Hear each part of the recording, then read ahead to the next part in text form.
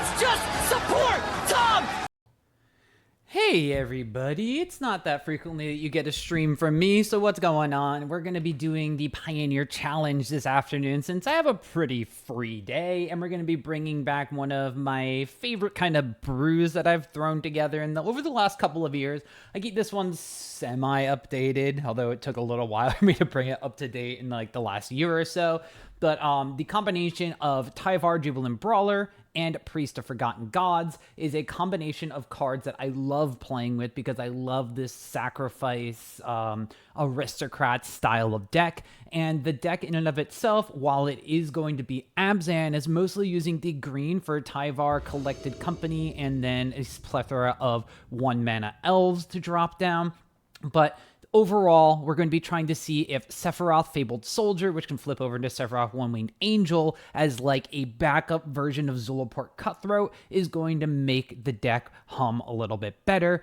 We've also been able to add Voice of Victory, splitting that with Voice of Resurgence. They're a little bit of a nombo together, but if you get one or the other in different matchups, it could be better or worse. And then combining everything all together with a little bit of Bartolomé de Presidio, which is a little bit more of the like 2-mana sacrifice outlet because Woe Strider is 3, just trying to get something else we can kind of go off with our aristocrats with a little bit faster. But I think the challenge actually started, so I'm just going to be jumping immediately into our first game. Let me just make sure that I have everything all skinny and everything. Oh, skinny queen. I guess I'll go like this, and the card will be a little bit more, a little bit larger.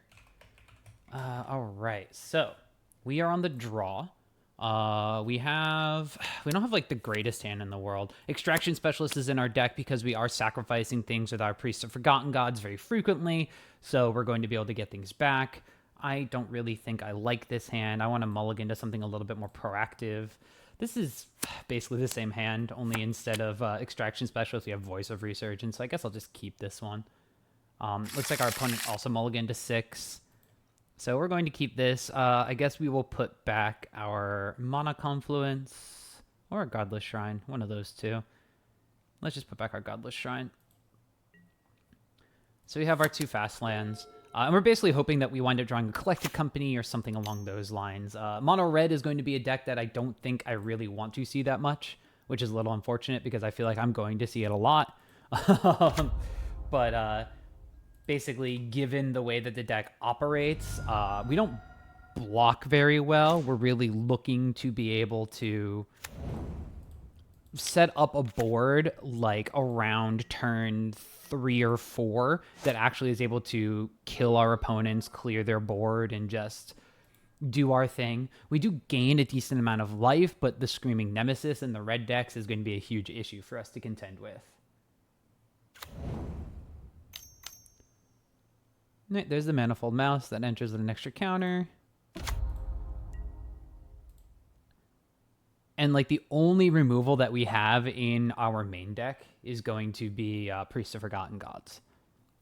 Our sideboard is where we have all of our interaction. We're pretty turbo combo pretty much on, or turbo game plan in game 1 for us. But okay, so we have our Collected Company. So I'm probably just going to wind up throwing out both of my creatures here.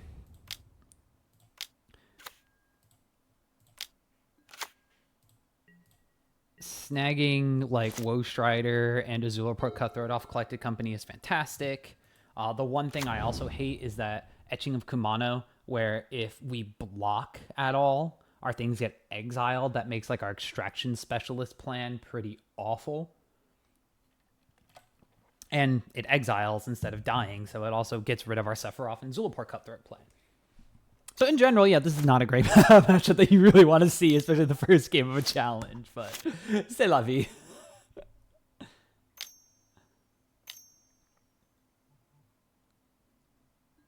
We're getting our Voice of Resurgence stomped, and that's going to get exiled as well, so we're not even going to wind up getting our token off of that, which is unfortunate. This should just be double strike. And I think we're just going to wind up taking 6. Sunspine Links out of their sideboard is also going to be dangerous and heinous for us because we have no basics in our list. Okay, so we have our Sephiroth.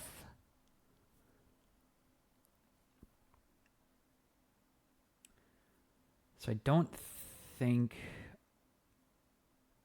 I really want to do that. I think I'm just going to not pay 2 life and then just hold up the collected company. See what our opponent does.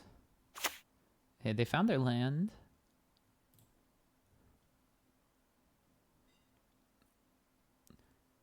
Like a double striking monstrous rage manifold mouse is pretty bad for us. Here comes the double strike. Alright, if we can find something that gets rid of this etching of Kamano, I'm okay with that. Alright, we had double Priest of Forgotten Gods, so sure. And we'll just put down there in any order.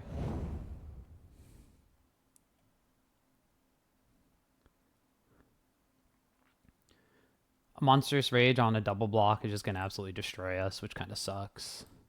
But then we just get to move on to game number 2. So we lose one of our priests and hopefully get to keep it. Keep the other one. Oh, well, okay, we're just going to lose both of them. So I think it's just GG. Which is a little unfortunate. Because that was like our main engine right there, was our Priest of Forgotten Gods. Unlucky. Alright, so we have an elf. So I guess... I guess we just have this one. Player Sephiroth. Get rid of the elf we tapped. We have a Zulapro Cutthroat. So that works since they didn't damage it. Play a Mana Confluence. So like how dead could we possibly be? I don't think we're like super dead, but we're just throw that out there. Throw this out there. And say go.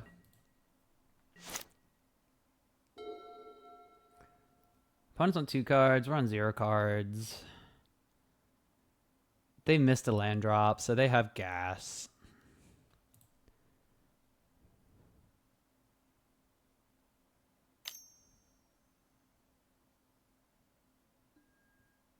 Okay, there's the Reckless Rage on the Sephiroth. That's going to not let us gain life because of the etching of Kamano. That's damage that was dealt to our opponent's creature.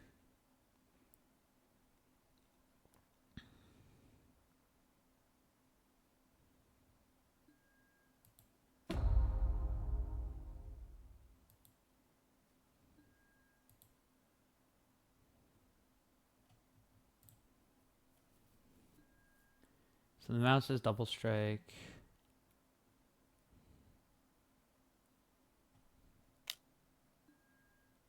I think we're just chump blocking. We get Monstrous Rage. Cool. Opponent has 1 card left in hand. Is not a land. Collected Company off the top is good. Void Strider's not the worst. So now we can do the sacrifice thing. Get our goat.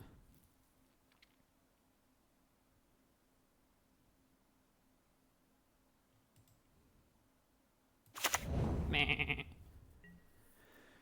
So now our best bet is to block sacrifice, but trample is a problem there because that will just kill us. Do they have a shock or something?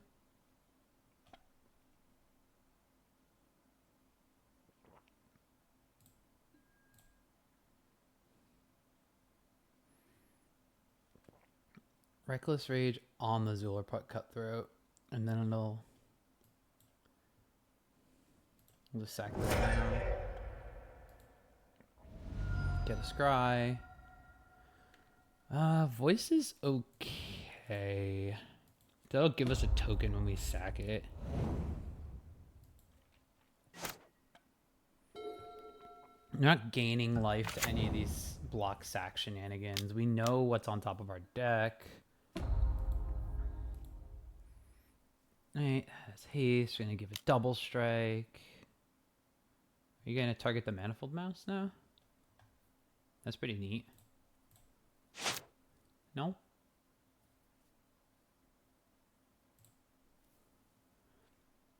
So if you do that and like give this double strike, then I have to block twice, right?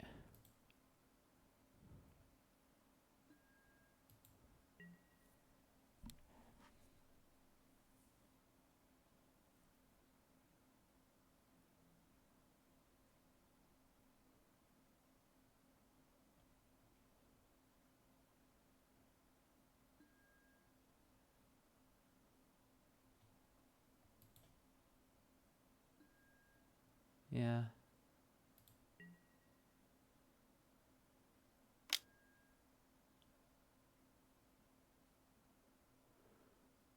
Let's see. I mean, I know I have a voice on top of my library, so I'm not even gonna bother scrying here. Take the 2. Play the voice.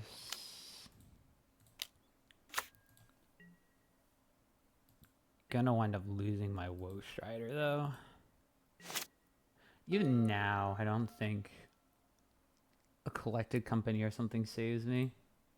Sideboard, we get to put in some extra removal spells. We have Abrupt Decays, we have Fatal Pushes. We just have to decide which creatures we're taking out, and probably going to be the mono creatures.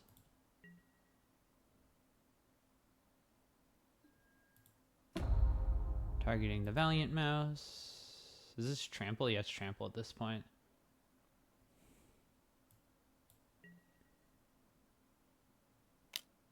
Oh, so they push with everybody. So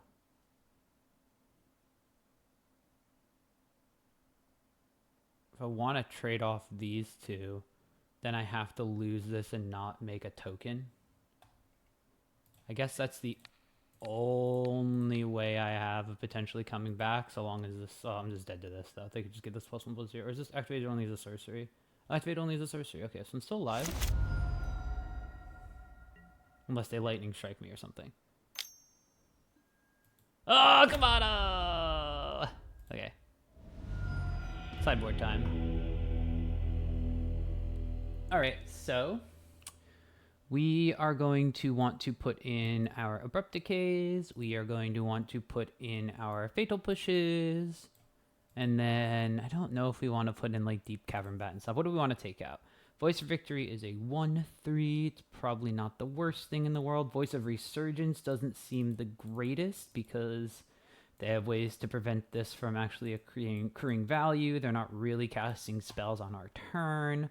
So like Voice of Victory is also a little bit awkward. But since I'm just bringing in these 5 here, I don't really want to go below 28 creatures, though. So if I do something like this, do I take out either a Tyvar? Do I take out a collected company? Do I try to take out one of these and put a different creature in? I could just put in like these deep cavern bats. Deep Cavern Bat here does not seem the great. Like, they have pump spells, they have burn spells. I can't hit their creatures. I could kind of see what's coming. Scavenging Ooze does eventually just get big if I want to put that in. If I'm going with, like, the thing of things getting exiled, maybe Extraction Specialist isn't the greatest, so it's a 3/2 life link, and I can sack my own things. I do really want one more creature, though, for my count of Coco. So I'm just gonna go 28 and play it like that.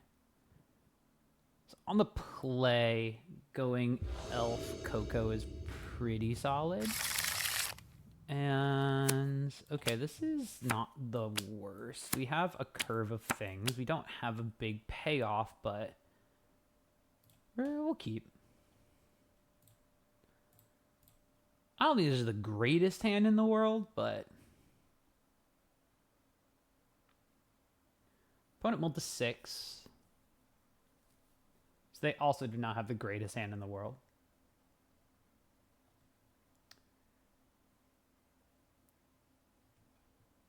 Can I make this a little bit bigger? Are you allowed? Okay, I guess you'll go like that and just be a tiny bit bigger than my box so that we hide the full chat, because that's setting my OCD off. That's okay-ish. All right.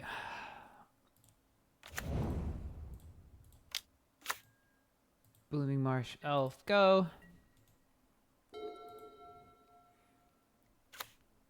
Heart Hero? Oh, nothing. All right. All right, we have Sephiroth. I don't think we slammed Sephiroth this turn. I think we just...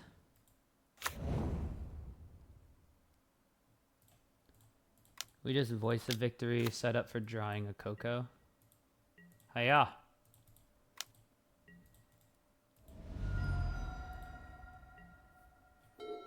If we don't like draw Coco, we could just Sephiroth away the mobilized token.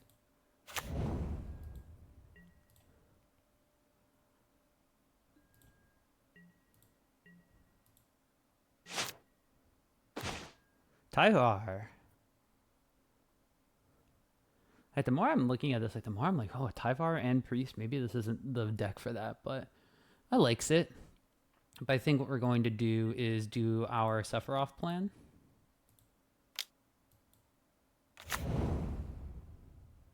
They'll probably just block one of the tokens. Cool. Play our 3rd land. Play our Sephiroth. And we do Rogue Strider. Nice.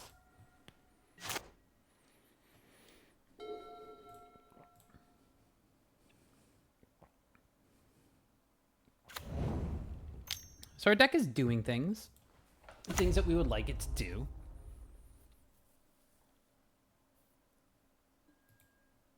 Opponent has a block to kill our Sephiroth. Oh, no, they don't. Manifold Mouse getting frisky. We're getting double strike, trample, attack.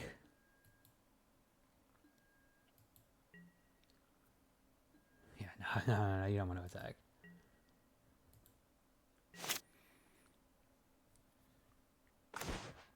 Okay, now that Mutavault is activated, I think...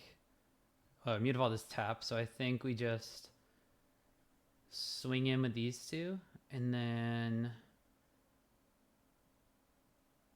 we can just get rid of our mobilized tokens. I think Tyvar is still the play, like Tyvar Mill. It just starts off with attacking.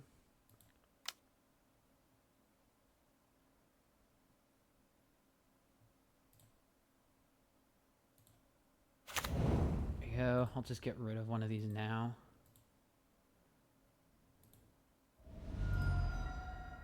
They just like block or block.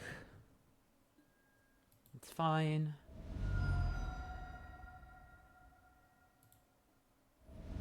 They get drained. We don't have a kill set up yet. So you will play our land. We could do like Elf Voice of Victory. So if we do Elf Voice of Victory, next turn we swing, we get 4 tokens. So that would be 1, 2, 3, 4, 5, 6, 7 drain, 8, 7 drain damage with Woe Strider, 8 with the... Yeah, I think we just do that. Then it becomes 8 with the Goat. We have double Elf.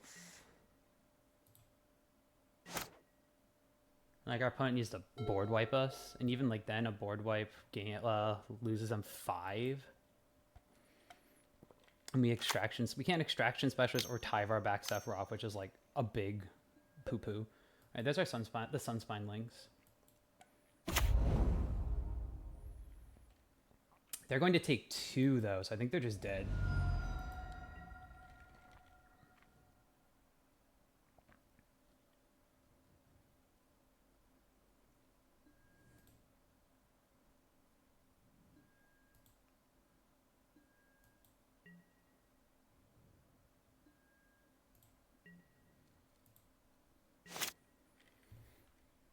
Yeah, because we can even just shop this in. So we get to play Tyvar. We'll tap our elves for Tyvar.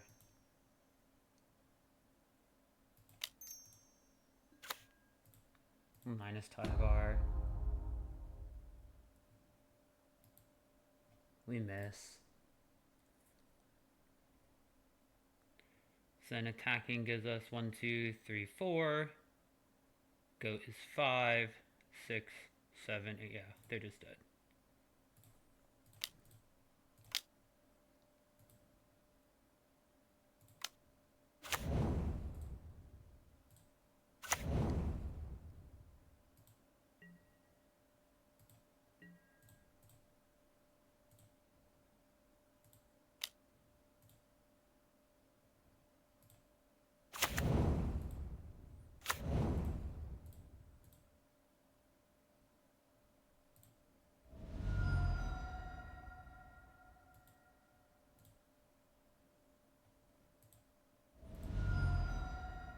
Yeah.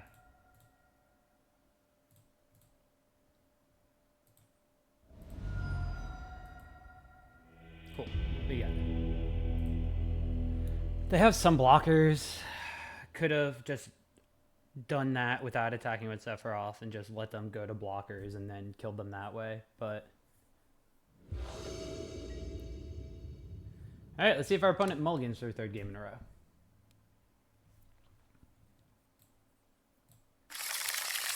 One land, elves, everything we want, no white mana, have to mulligan. Much better hand. Keep, probably put back.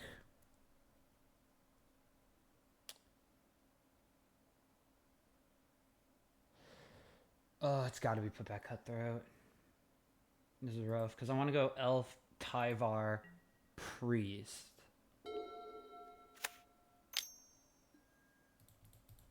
Oh, that sucks.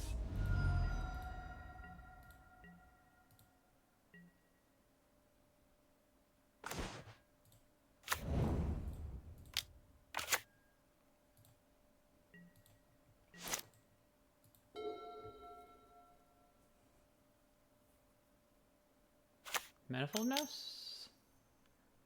Yay!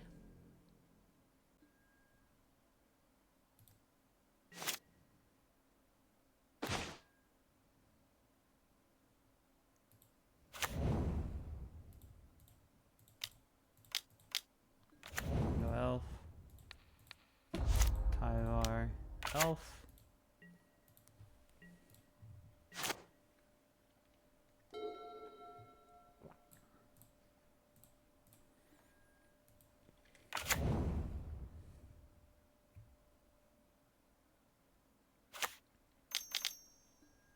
Oh, damn, what a start.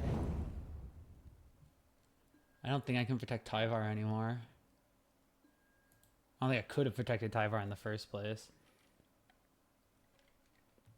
Might have been correct to just minus Tyvar and go for the blind mill.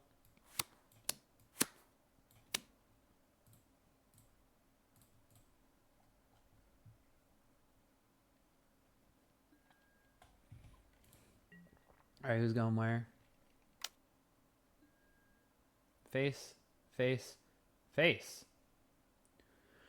4, 6, 9.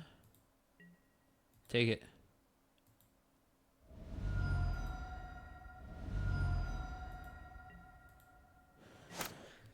Okay.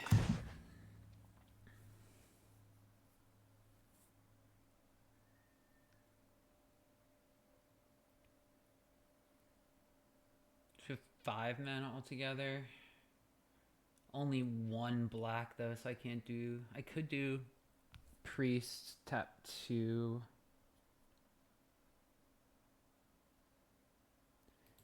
So I play my land first. 5 float to green. This is just going to go directly at Tyvar, which means I won't be able to minus Tyvar then. Is that okay? I just really want the Tyvar to activate the priest immediately.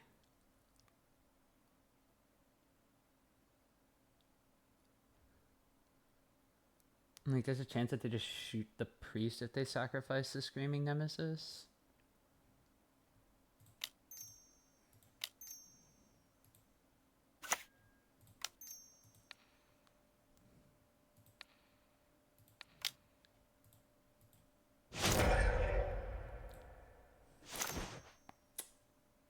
Okay, they sacrificed the Kamano instead.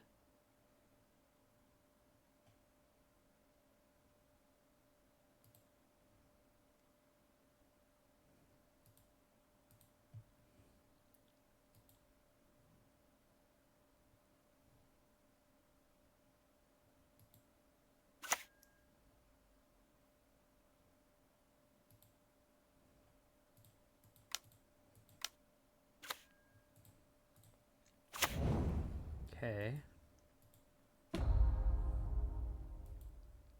Minus. Unlucky. Collected Company and Sephiroth on the top.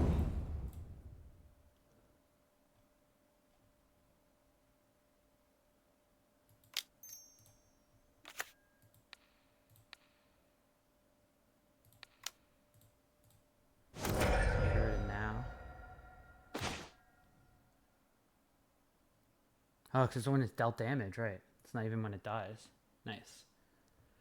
Alright, well, we're gonna lose our 2 mana. That's fine. I don't know why I thought it was a dies trigger. Probably because it's whenever it dies in combat kind of deal.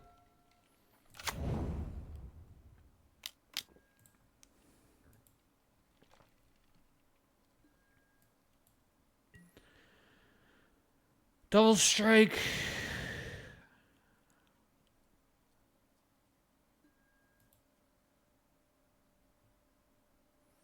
That's 6.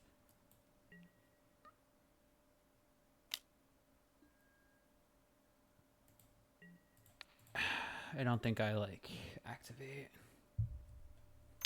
Okay, Monstrous Rage. Okay, so I'm not dead to Kamano.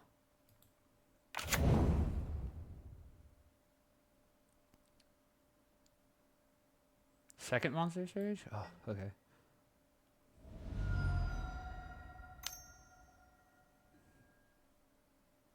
Second Monstrous Rage. I'm just dead. Ah, unlucky. Yeah, if they didn't have the double Monstrous Rage there, then I'm able to just untap, sack something, sack things with priests, or get something back with Tyvar, sack the things at priest, and I'm in the clear. Oh, that was unlucky. Double Monstrous Rage. That's why it's banned in standard. Haha. Oh, that was so close. What do we wind up having on top? Oh.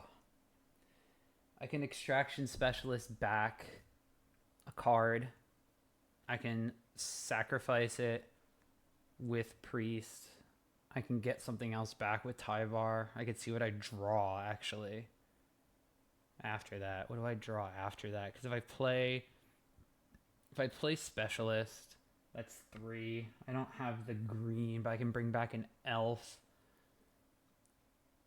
Sacrificing the elf. Well, I tap the elf for green. I have the 2 from the Priest of Forgotten Gods. That's 3 mana. I can then get a elf back with Tyvar, but I can't tap immediately.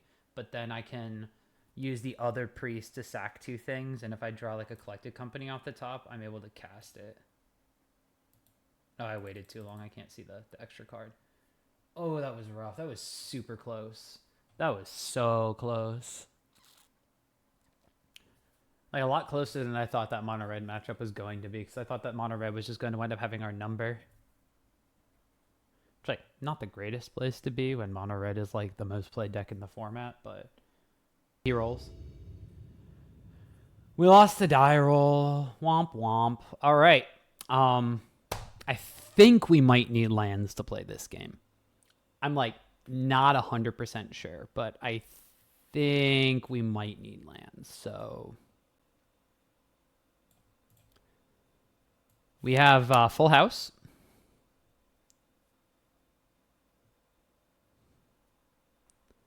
If this is like land, elf, or like land, elf, Sneep. I mean, it has to be like a overgrown tomb or a blooming marsh. It can't be a razor verge thicket or a godless shrine.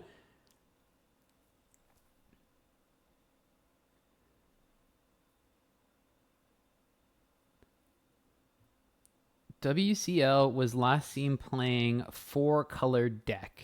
Is this the Lumra deck? Oh man, I don't know how I do against the Lumra deck. That deck just kind of does its thing, and I don't really interact with it very well. On you on the draw curve out, Trust. I need to have like land and elf as my 2 turn 1 draws. DDD is Rocco Food Tribal. Big lovable guy, serves food for everyone. Just the biggest guy who wins by having the biggest platter. That's cool. I like that. Because Rocco, is it the like the Rocco that is it like the Court of Calling Rocco where you can like find other creatures to make food for you, like a Samwise type effect? Because that would be cool too. This is 100% a mulligan. Yeah, so this is a solid curve. We can put back one of our lands, or we could put back one of our elves. I think I'm going to put back one of our elves. I don't think our opponent is going to be... Okay, they're also mulligan to 6. I don't think they're going to be playing a lot of turn 1 interaction. I'm going to put back a Temple Garden, and then we can do...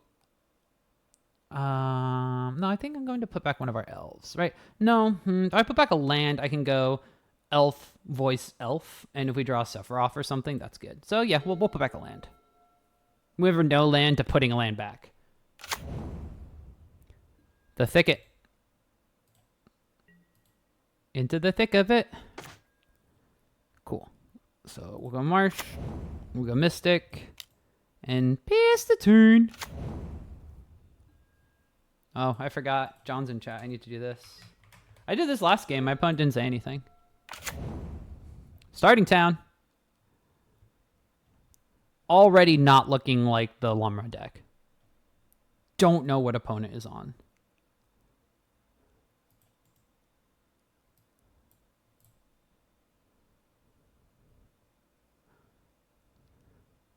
That was the last deck that they were playing. Just because my last opponent played mono red before too. Oh! We're on a Greasefang deck. Or are we on Abzan Greasefang? Alright, so they're going to have monuments and things like that. I think there's an argument for me playing Priest here then. Because I won't be able to activate the Priest with the Voice of Victory tokens next turn, but if they tap out for a monument... I want to get rid of this Seasoned Hollowblade, so...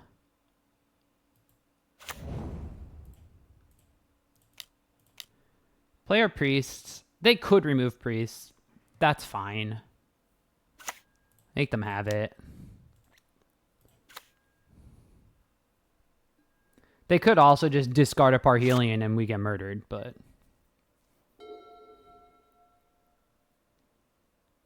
In which case, we're bringing in all of our Scavenging Oozes. I was debating having, like, Jarina in our deck, but it only gives humans indestructible. So I was like, oh, we don't need that.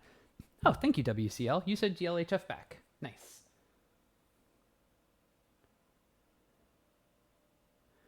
Meta Knight is Ma Chao. A card with both horsemanship and straight up on... Oh, okay. That's pretty fun.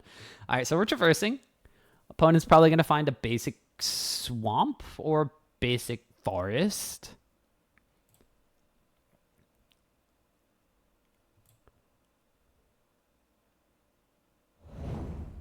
Basic swamp.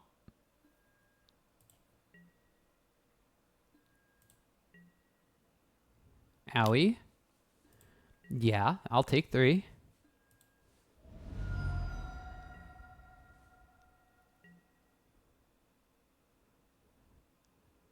Are you gonna bitter triumph my priest?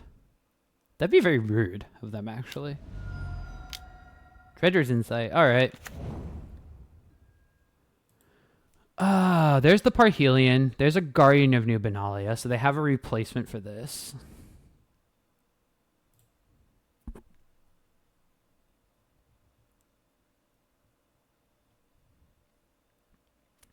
So they get back Guardian.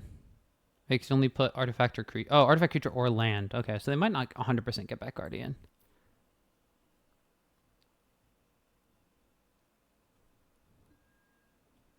Concealed Court. They get back the tapped land. Well, I guess they had 2 tapped lands, so that's all they can do.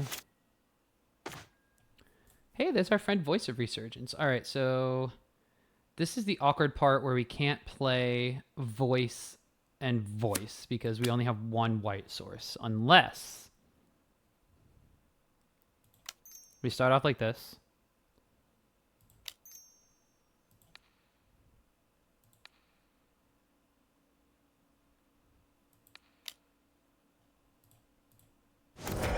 What do we draw?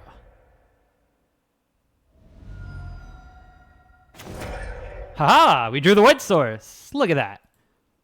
Okay, so we will cast one of these.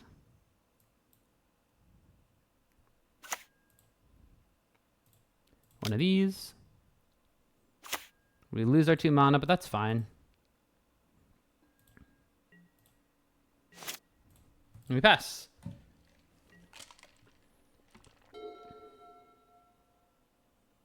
I think the horsemanship at Meta Knight is cool because he's like untouchable in like the Kirby lore, right? Like Kirby's the only person that like can defeat him in a sense.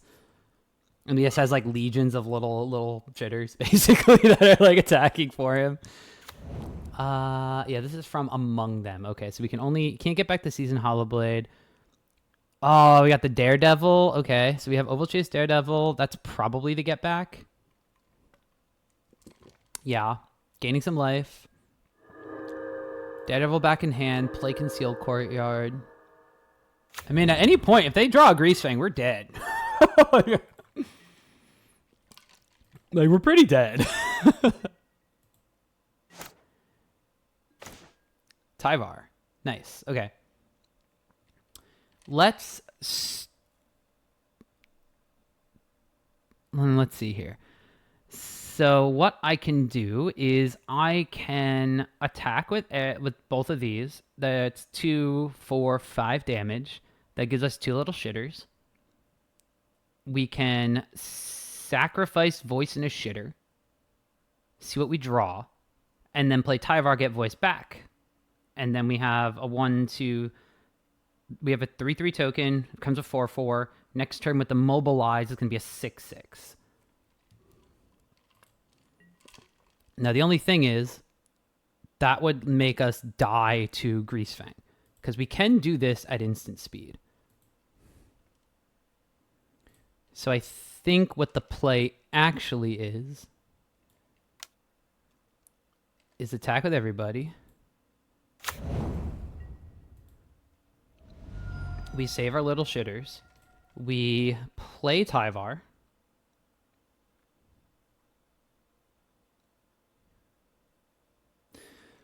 Actually, if we play Priest, so we do that, play Priest. That's 2 mana, draw a card. So you have 2, 3, 4, 5, 6. So we can't Tyvar and Coco.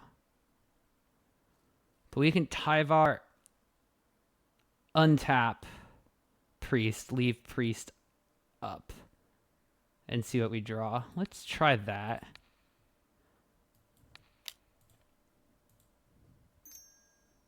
Coco. Can't do both. I think I have to go with the original game plan, and then when we sack Priest, so we can play 1, 2, 3, play untap land, we can Coco on their turn.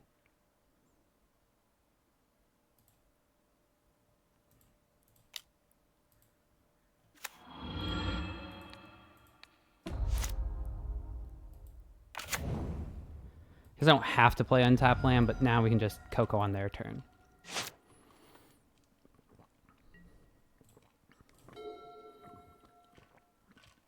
Yeah, you have to sacrifice 2 other creatures.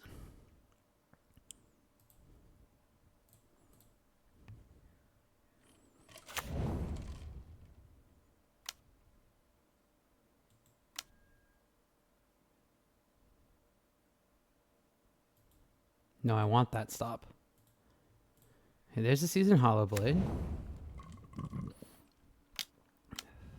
There's the Guardian of New Benalia.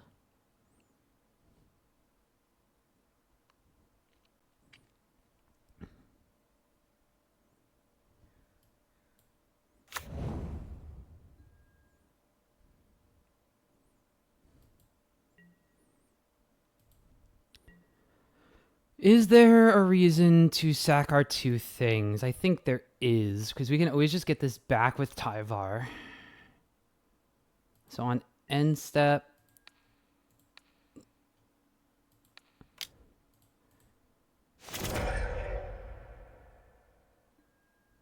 okay. Okay.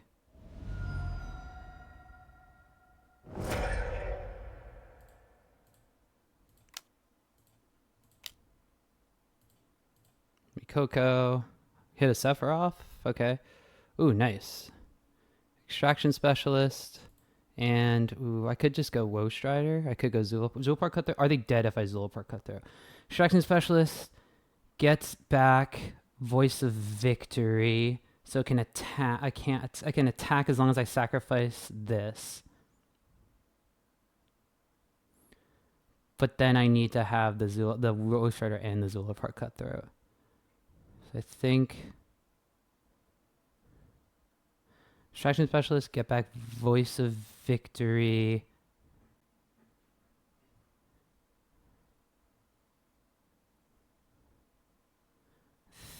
Think I want Woe Strider, Zulapar Cutthroat. And then any order. We get the goat.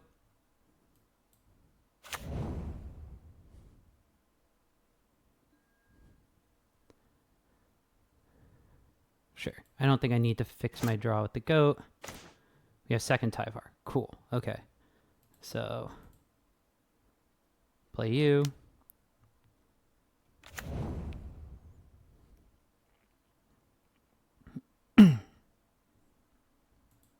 Tap here. Activate. Sack these 2.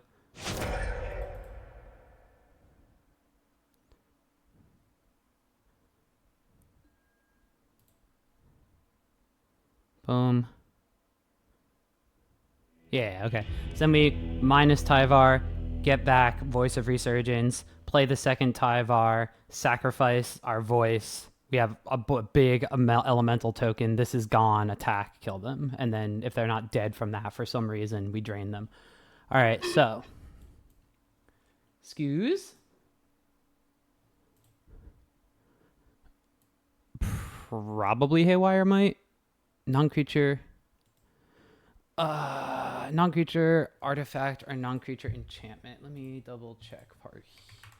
What does the crew thing say again? So we can play Haywire Might and hit Parhelion ahead of time. And then the Abrupt Decays are also probably pretty good. Because this will kill Greasefang. This kills Monument to Endurance. This also kills Monument to Endurance. This gets rid of things in their graveyard. We need to take out... We're putting in 4 creatures and 3 spells. We have 7 cards altogether. We can probably immediately take out... the voices were okay, but I think it's a little sunk cost fallacy because the voice there was very good on the beatdown plan, but doesn't They're not really playing things on my turn. They're tapping out on their turn. They have fatal pushes and stuff, so we probably take out some number of these. We're still at 33 creatures. What are our worst creatures in this matchup? Do we just take out the other voices? I like the Voice of Resurgence for the tokens.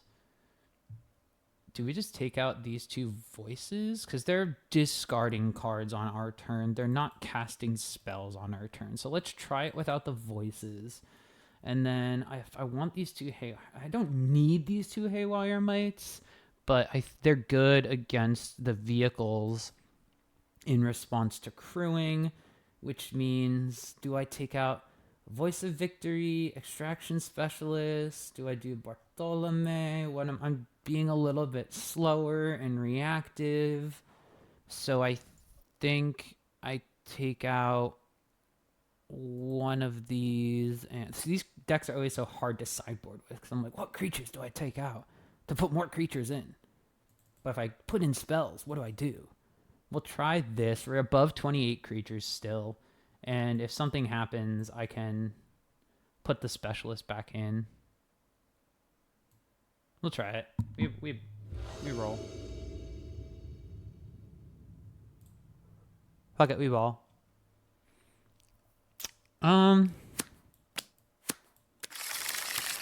We took out elves, so we're not going to have super acceleration, but the priest on 2 doesn't do anything here.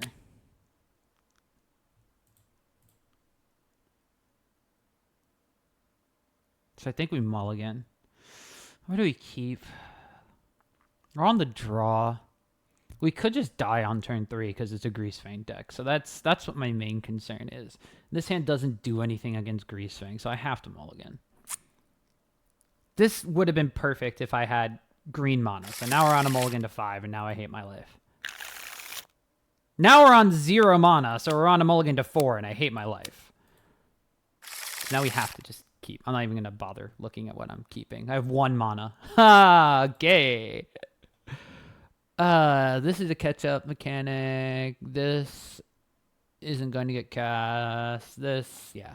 Okay. Sheesh. Sheesh, man.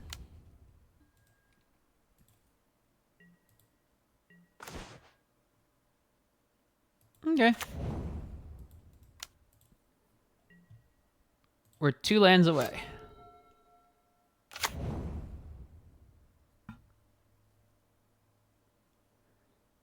Probably, like that, if I'm not playing against a combo deck, I keep hand number 1.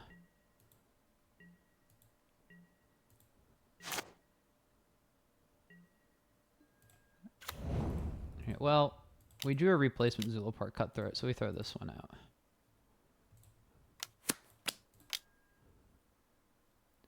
Cash grab! Oh, interesting. They brought an unlicensed Thirst against me. I guess they're worried about the Tyvar bringing things back.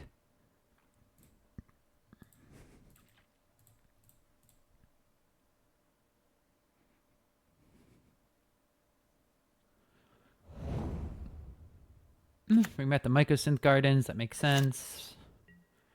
All right. Land means just play Coco.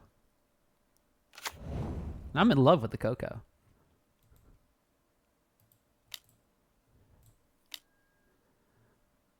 We're not playing Coco.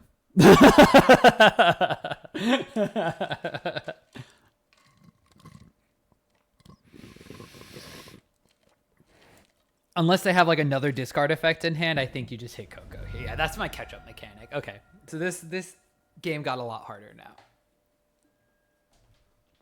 But if my opponent is just on a bunch of reactive cards, it's not the worst thing. Okay.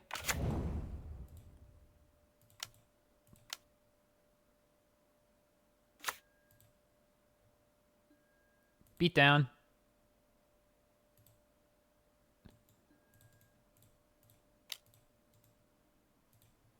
All right, we're getting the Baja Blast.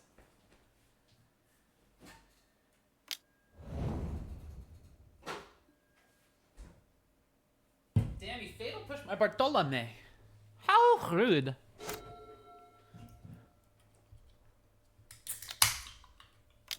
Getting Baja Blasted. Pour one out for Bartolome. All right. We get back unlicensed hers. Eat my 2 things in my graveyard.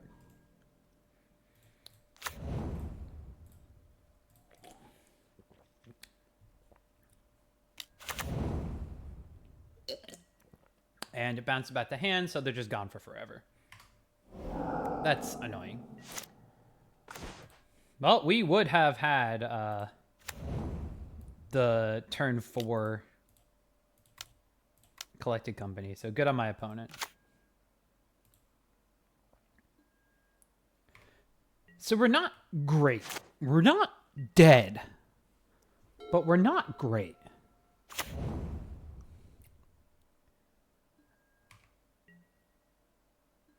Right now, my opponent is actually not playing much. There's a 4/3 Greasefang that's attacking.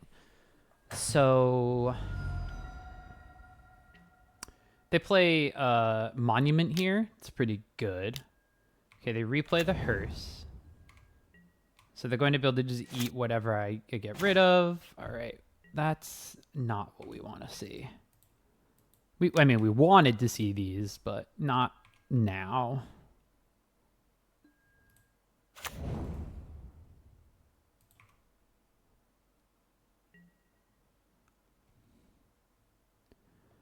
Okay. Oh, okay. What do we want to see? We want to see collected company into... Oh no, Thought's using their own Parhelion! Ah! Ah! Yeah, so with all this, the Voice of Resurgence does look pretty good now. And as do the Voice of Victories.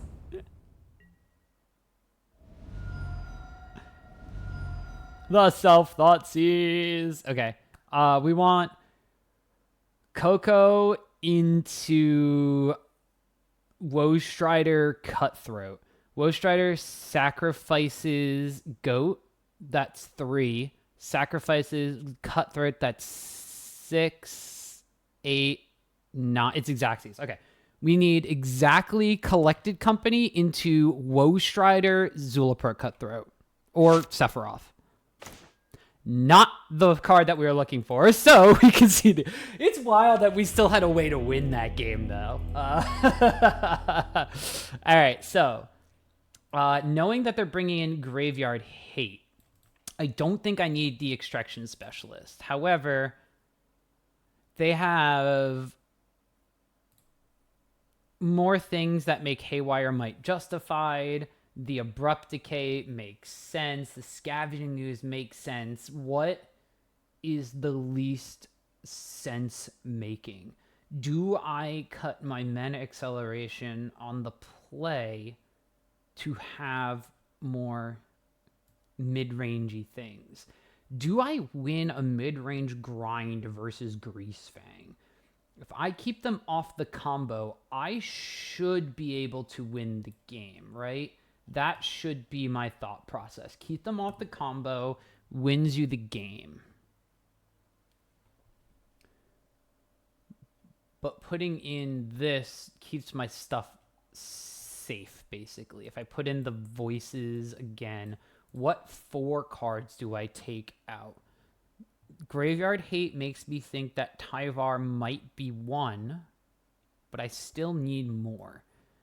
Or do I say, fuck it, we ball. We don't worry about dealing with the artifact on the battlefield. We worry about dealing with Greasefang.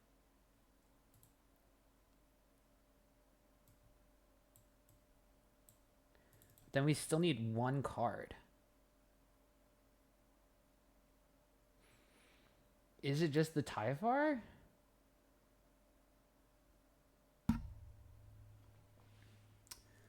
I could take out Bartolome. Maybe it's the weakest of the cards. And then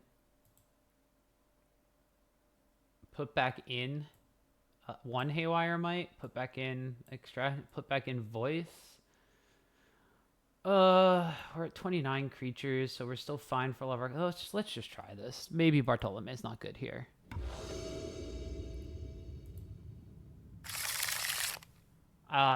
Sure.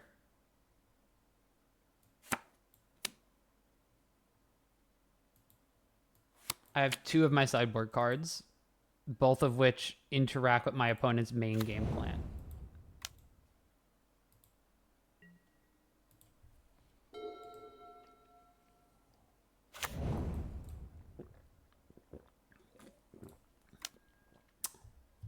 They probably just hit Collected Company because I have redundant copies of Scavenging Ooze.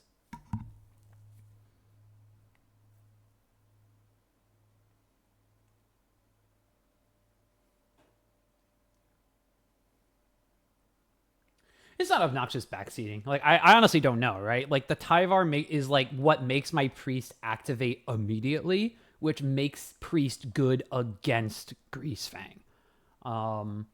But if I just take out Tyvar and put in removal, that's also pretty good, right? So it's difficult, but putting in removal does make Tyvar worse, and then, you know, there's like an argument for that right there, so.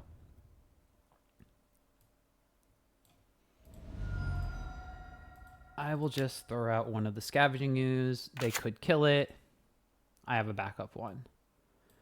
The downside is not drawing more mana means that I wanted to do this. So like the next one I could do is like Scoos with mana up, right?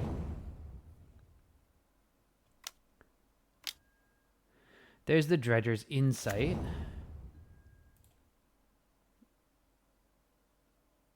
So they get back Starting Town.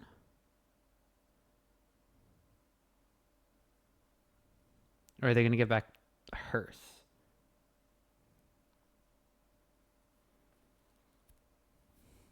They got back the hearse. Okay, they didn't want me to eat the hearse. Just fine.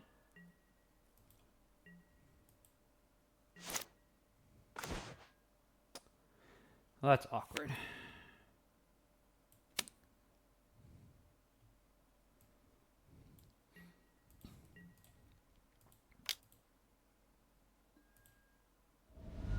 We swing.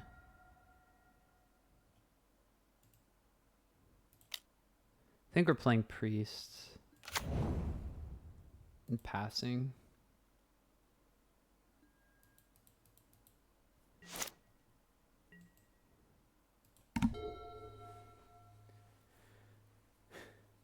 So they could attack the uses and hope I don't draw lands, but I think hitting the Coco with the priest here, because like playing 2 things means I could still Coco on 3. Okay, so now they could go after this other Scoos and then kill this Scoos, and then they're relatively safe. Relatively safe. Oh, they got rid of voice.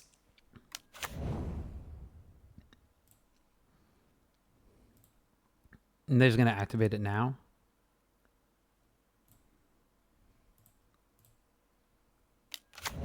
Yeah.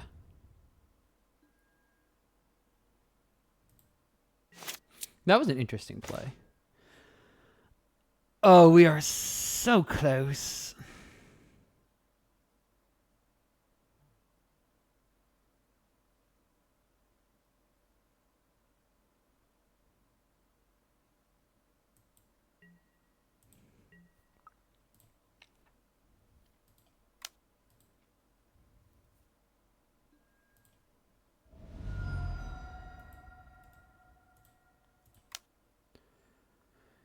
We play our Cutthroat. This means that if they like Thoughtseize themselves, play Greasefang, we can kill Greasefang without having to just pass our turn without playing anything.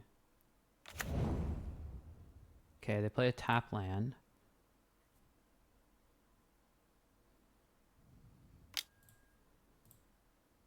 Haywire Might?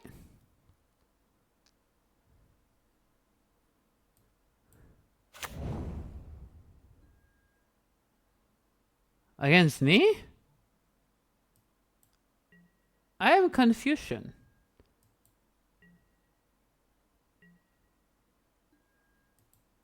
Oh, okay.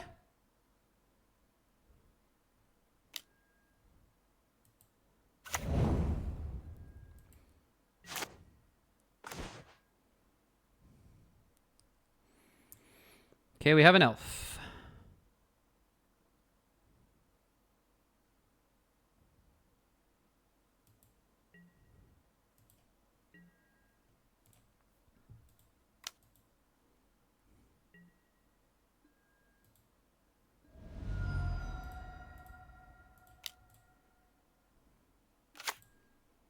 This is a very interesting game. So now next turn, I could have that turn, but got rid of my skews. But next turn, I can safely Coco.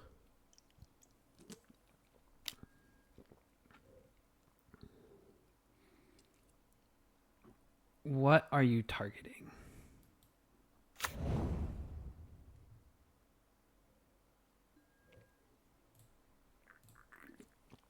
This means I can no longer actually Coco.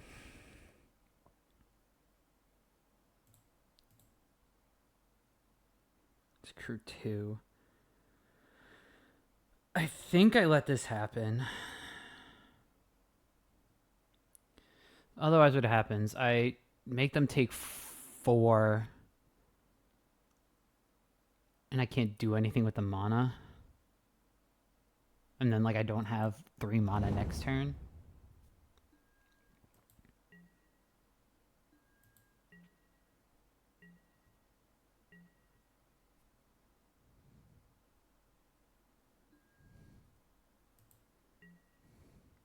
Now if I just draw a land, I can Coco. If I draw a Coco, I can Coco too.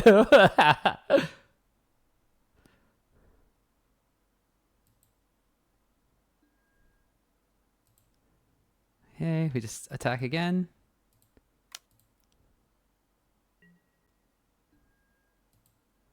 Yeah.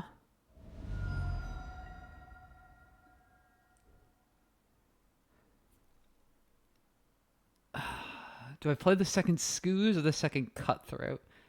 Second Scoos is I could attack 4 damage a turn.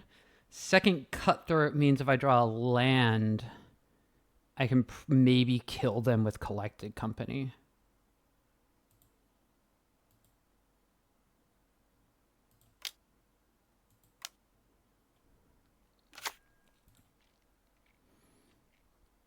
I'm just going to do that. Yeah, top deck land trusts are on that game plan. This is a 6/6 now. Opponent is playing like the grindy game plan as well, and it's just not working out for them.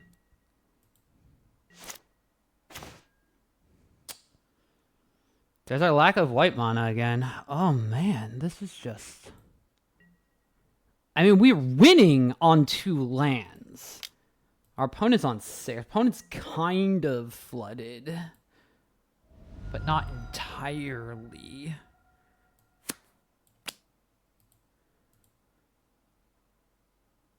So now I guess I do this, yeah.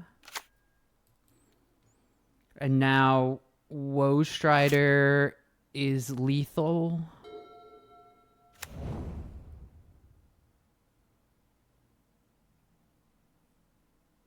Oh, all right. Our opponent just had nothing.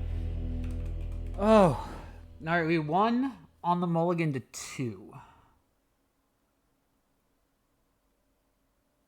That's not how that matchup is supposed to go. We are getting into game. What do we have here? Gazwan begins the game with 7 cards in hand. We have a turn 3 Collected Company. We have a Voice of Resurgence or Bartolome, so this is a keep. We say good luck, have fun to our opponent. Rakdos! Hey, we're on the draw for our third match in a row.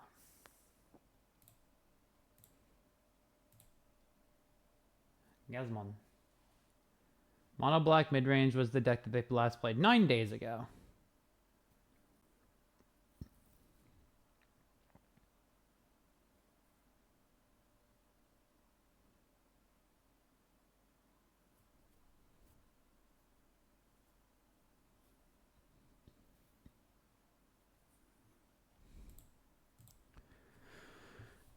Gazmon, my friend. Gazmon, please.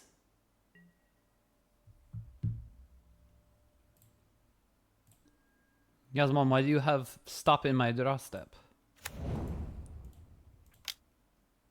We have double Cocoa.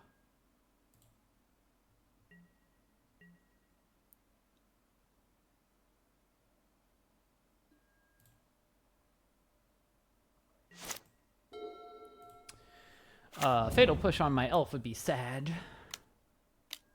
Harvester, that's fine.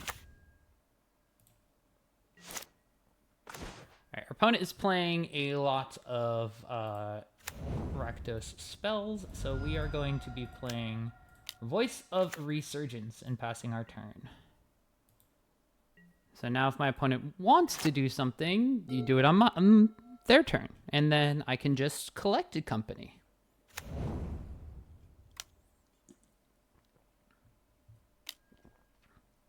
Second Harvester. I'm fine with this.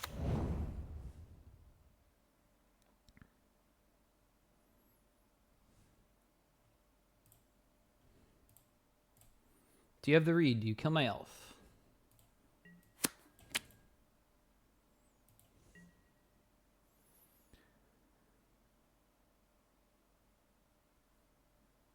Thinking about it.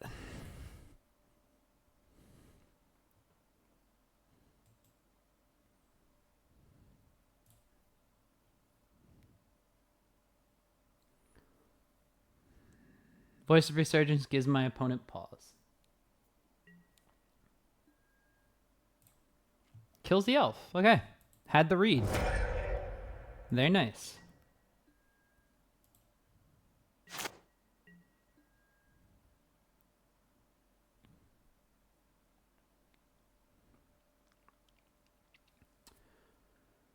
We can Tyvar back the elf, but we don't have to.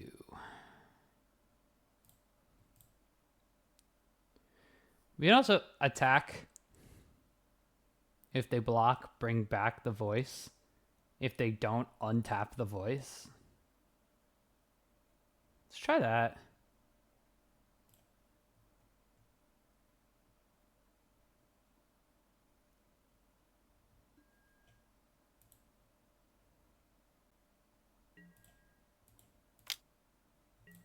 Wink. Don't mind me.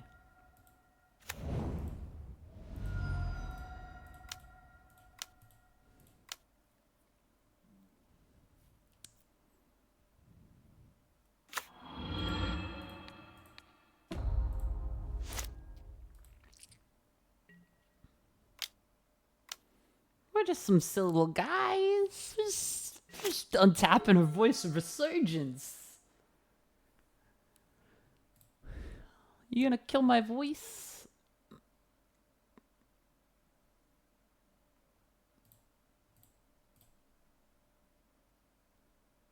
We like land Shieldred.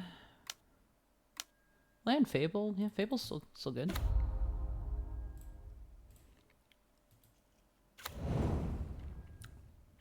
Now, if they attack Tyvar, I think I snap block.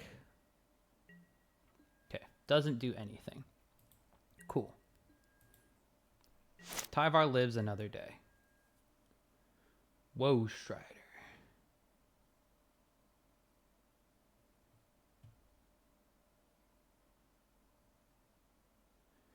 Okay, how do we want to do this? We have Coco, we have Woe Strider. We could play Woe Strider. Attack, sack the voice, get back the voice. Then we don't have Coco. We could main phase Coco. Like we could get the elf back, pass the turn, main phase Coco, end step Coco. This doesn't seem the worst. We have 2 Cocos. And then next turn we Coco again.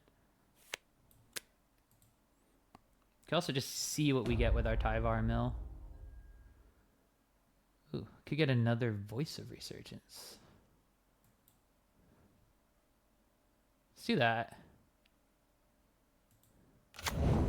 Get a second voice.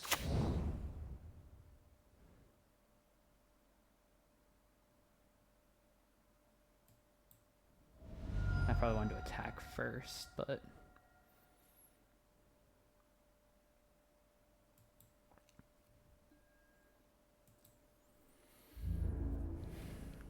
I could kill Tyvar, but I think I'm okay with that.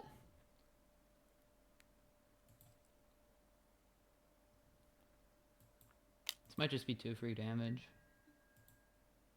Don't know if that's correct. Coco into a Sephiroth or something basically gives us an additional blocker. So I think this isn't the worst play in the world. Just trying to push some damage and been taking our damage. Ooh, discarding 2 lands. All right. Sorry, opponent.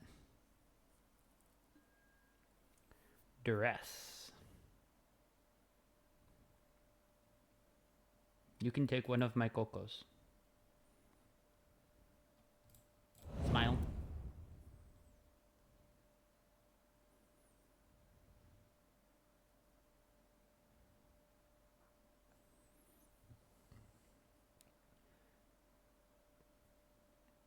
It'd be really awkward. They pitched 2 lands and did not have another land in hand.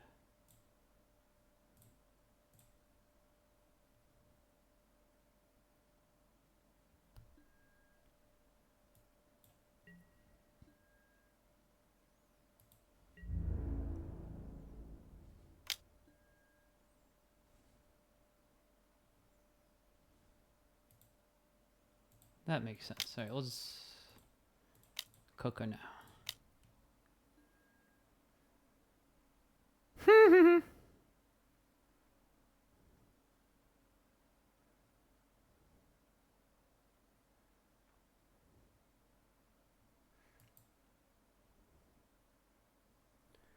Priest of Forgotten Gods. The Zulapar Cutthroat is so tempting, though.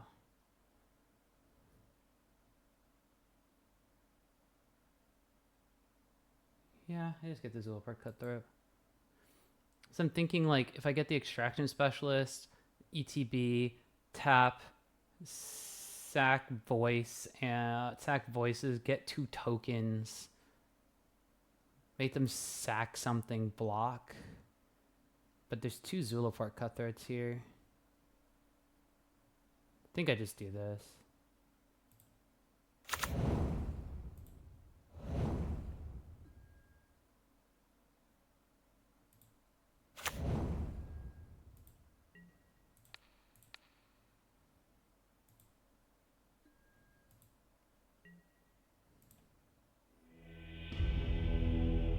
Okay.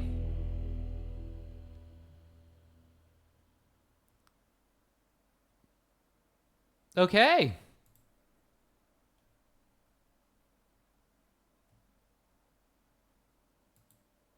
I guess that's something you can do. Right. So my opponent's on Rakdos midrange. They have a plethora of spells and creatures. They're probably on like a pretty even split of spells and creatures. There's an argument to play Thoughtseize. There's an argument to play Deep Cavern Bat. There's an argument to play Voice of Victory. And there's an argument to play Abrupt Decay. This is a lot of cards. I don't know if I need this many cards. These would probably wind up being something along the lines of they have fatal pushes, they have all that kind of stuff. 4 of these come out. I'd really like them to be over here.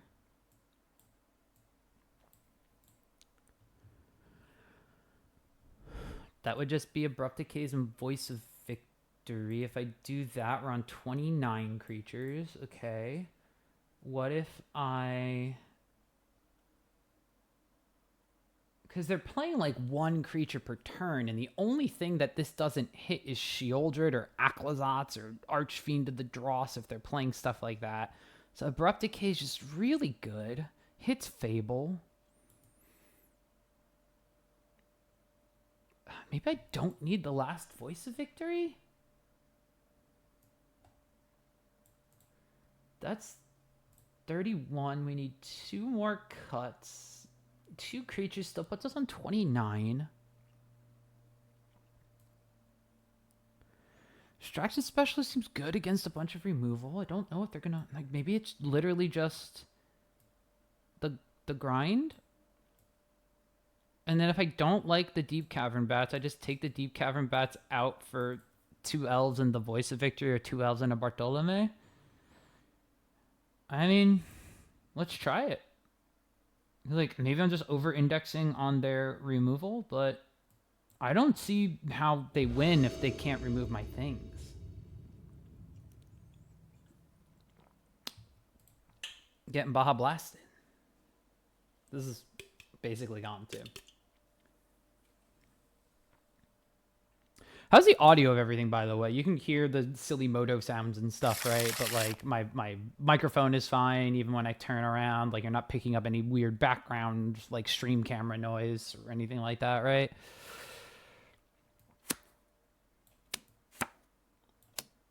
All right, well, if they Duress or Thoughtseize us, it's pretty bad. Duress and Thoughtseize are both very good against Collected Company. However, we're 29 creatures post sideboard, so I think I keep this. I cut a bunch of my elves. I don't have 1 mana plays. And this gives me, like, Voice of Victory if I draw a land, Woe Strider, and Priest of Forgotten Gods. So, like, I have the mobilize, sack things to Priest plan.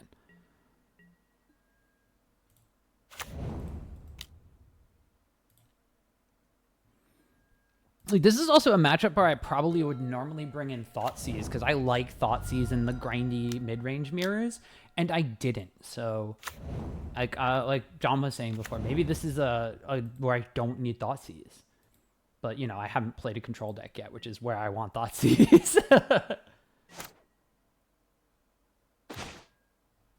right, Redundant Coco. Opponent's going to be really mad about that.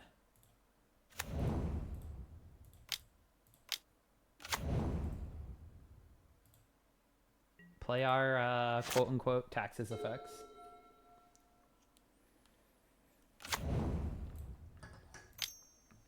Unholy Annex? Fatal Push. Yeah, Fatal Push makes sense. Gotta get rid of that. There's the Blade. Fun has very many more creatures than last game.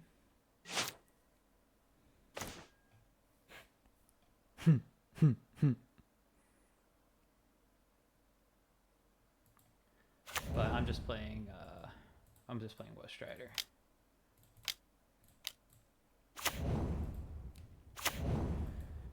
So with this play, I can block, sack the goat. See if I have land on top for Coco.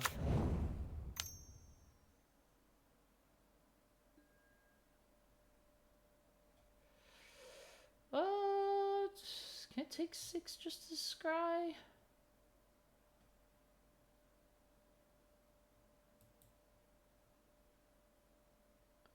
Yeah, I guess.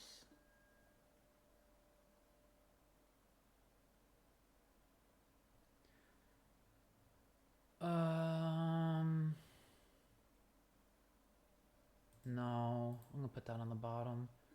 I really want to try to find land at this point. This line of play makes you think I just want to play Coco. Yeah, the opponent has a lot of creatures now. I need to start doing something to gain life or block. I'm gonna be at 11.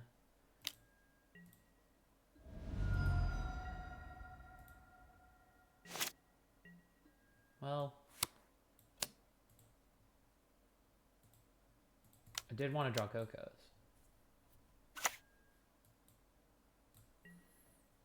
Opponent has removal. I'm dead because of the Mutavault.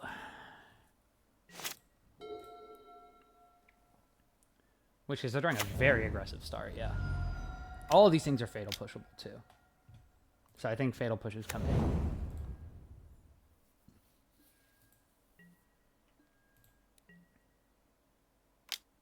Okay, did not activate Mutavault. Going to take 9, go to 2. I can't shock in a land, which means that I am on Mana Confluence or bust.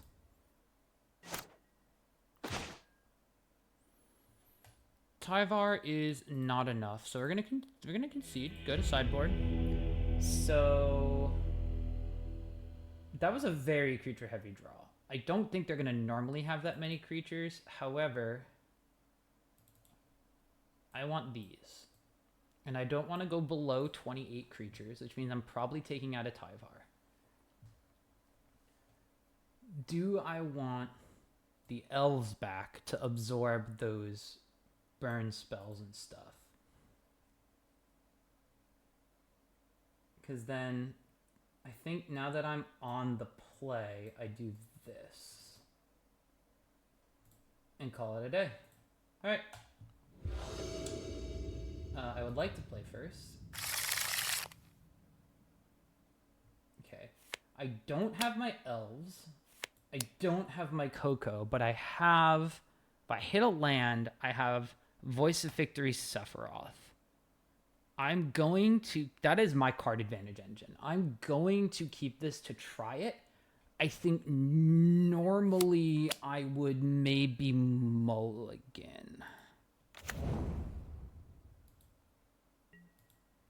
But I'm not 100% sure.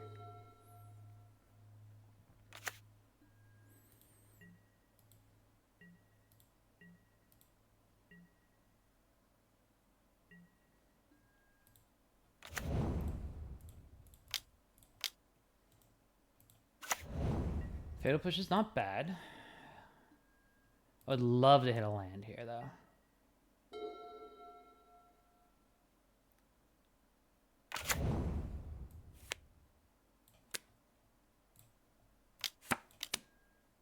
Okay, I can kill the Bloodtide Harvester. I'm okay with that.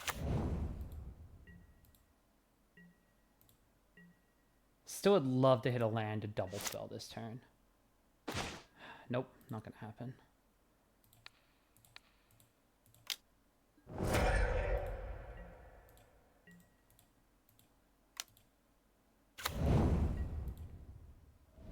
Still hit for 3. If I double spelled, they hit for 5, go to 22. Voice just seems so good here. In theory.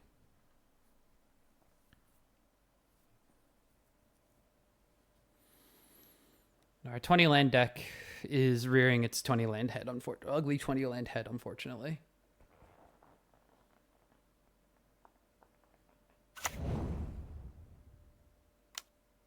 So they play Fable here. Argument to just, even if I draw a land, play Zulaport Cutthroat.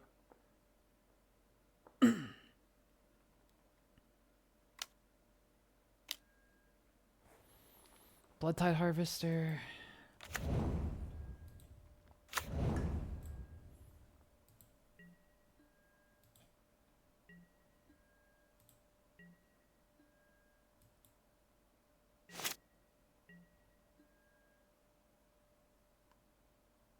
Okay, we're cooking.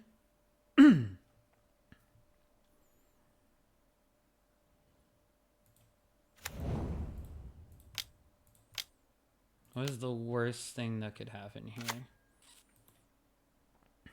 They could play like multiple removal spells. That's pretty bad.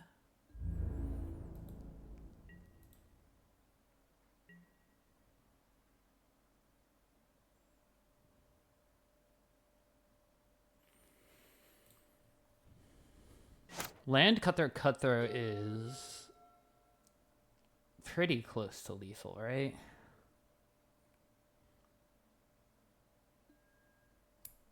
Yeah, they have to do that.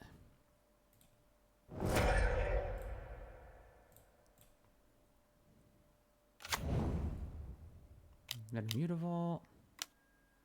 Unholy Annex. Do the Mutavault thing. Would have loved Fatal Push right here. There's whoopsies. Okay, but they tap out. Yeah, they have a demon. We swap some life totals. All right.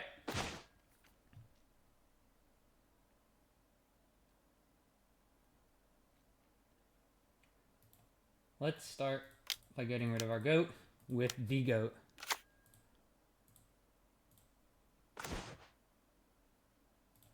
Boom. Okay. We were so close to flipping Sephiroth this turn because we have 2 more. Oh, man. I could flip Sephiroth this turn, huh?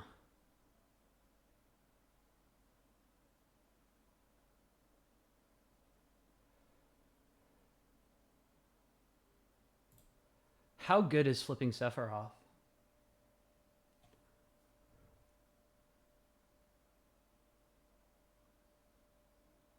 I'm afraid of flipping Sephiroth. I don't think I want to. I can't, actually, because this can't attack. I was so close to flipping Sephiroth that turn.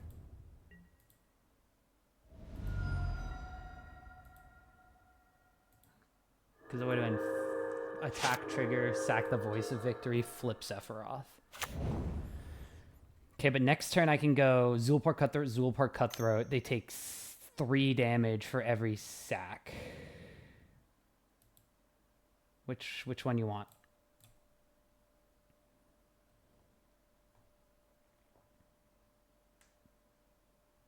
They probably take a Cutthroat, unless they have a removal spell for Sephiroth. I think they take a Cutthroat. Otherwise, I'm going Cutthroat. Each of those mobilized tokens is dealing 3 damage when they die. I could even just not Sephiroth trigger. And then 8 damage altogether.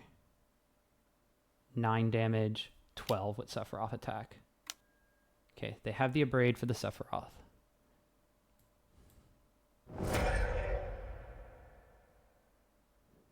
Flipping it would have been pretty good there then. So now they get a tap for the... Okay, they tap for Blade of the Oni. That gives them... This is annoying because they're going to kill my Voice of Victory, but I still think I attack with double Cutthroat. Unless I drop Coco. Okay, Tyvar. That's the awkward part now. Because Tyvar means we can't get back Sephiroth, we can't get back Woe Strider, we can get back Voice of Victory next turn.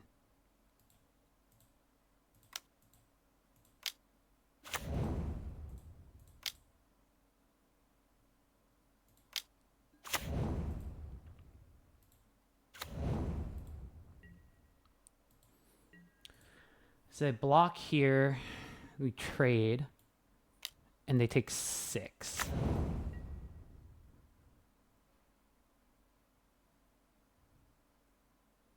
One, 2, 3, 4. They take 8. They got a 5. If they don't Unholy Annex,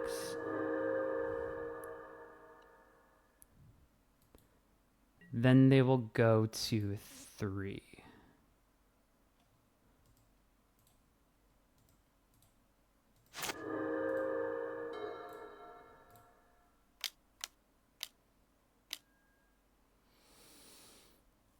That sucks.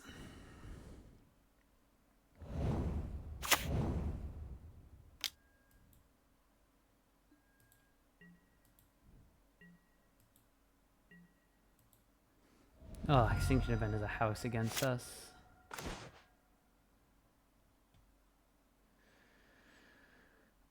Oh, let's see. How much is this to escape? It's Exile 4.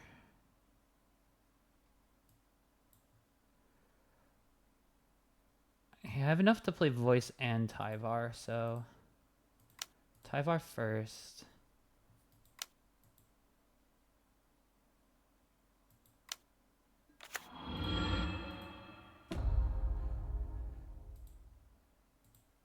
Activate Tyvar.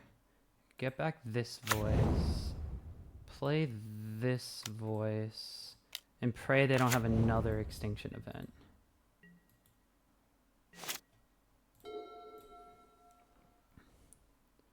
This is 5. They go to 9.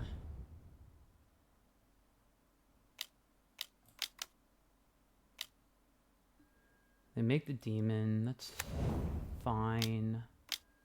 Ugh. It's getting a little dicey now. Collected Company would be great. Fatal Push the demon would be fine. Abrupt decay would be fine.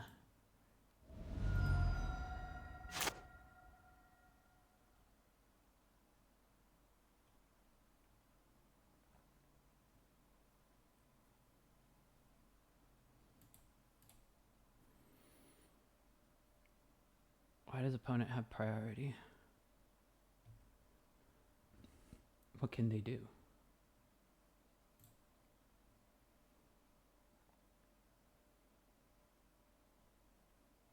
I just realized my card thing is a little bit stretched because I made it bigger. It should be okay.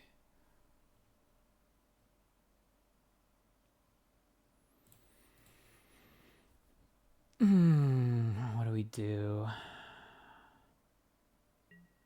Oh, not what I wanted to see.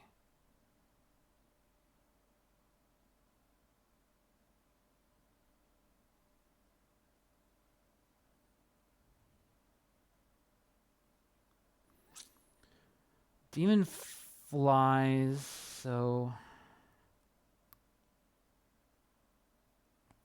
can't block it.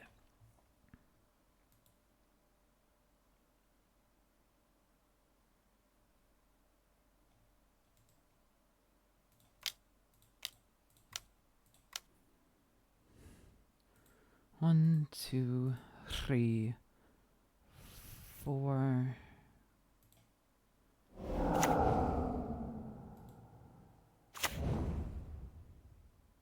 Okay.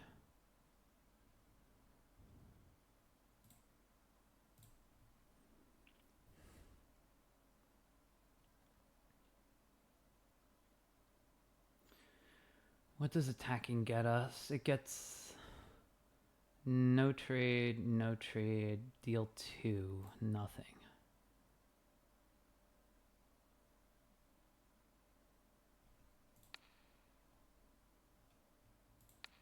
Let's have to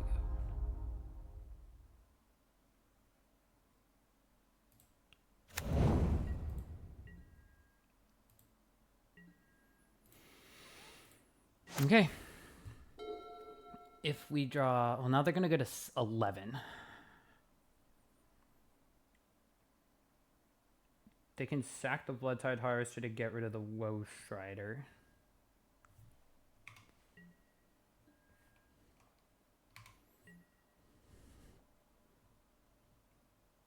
You know, they kill Tyvar, so Priest is not an option anymore.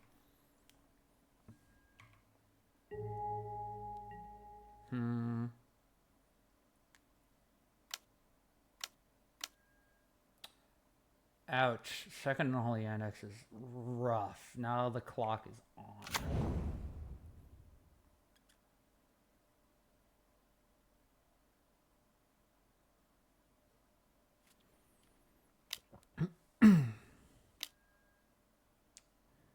FOMO. End step, I'm sacrificing the voice. It makes a 4/4 if I attack with the Voice of Victory. It makes a 6/6. Still doesn't really force a block.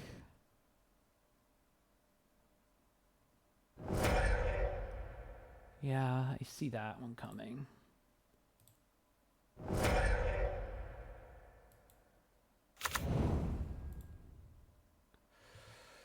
Second Tyvar.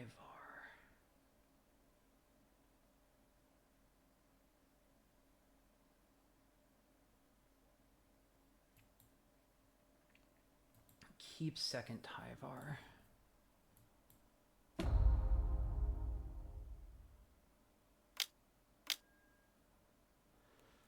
Oh, that's gross. My opponent's been drawing tons of cards off this Unholy Annex.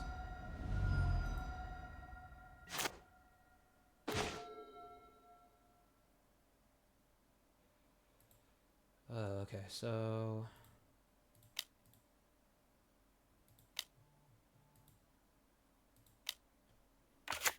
Tyvar minus.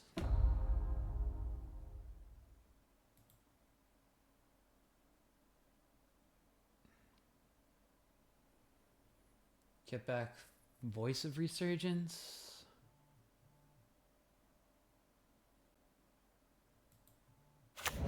They have Delirium, so they can attack twice. That's 12. I take 4. I go to 1.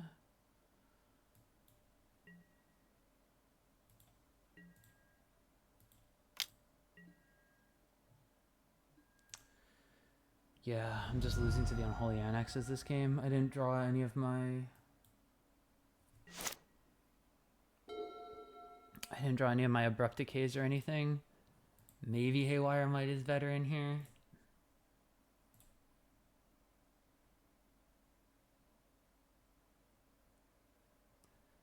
And I had the awkward play where I couldn't get back Sephiroth if it was Vran. I could get back Vran.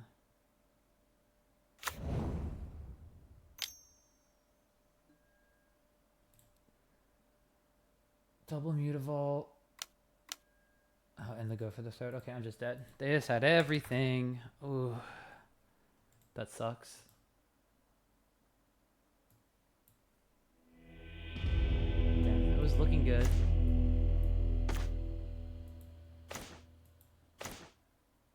Yeah, no, this wasn't getting anywhere. Oh, we didn't draw a priest early enough. Oh, we were the last round, match in that round. Cool, so we're just going to immediately hop to it. Oh, we win the next one, right?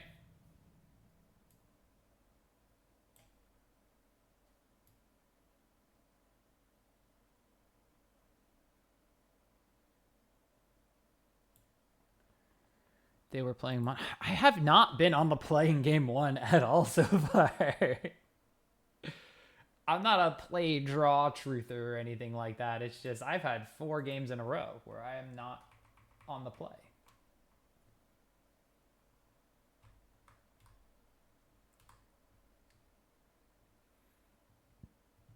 Oh, the greediest hand known to man versus mono red, potentially.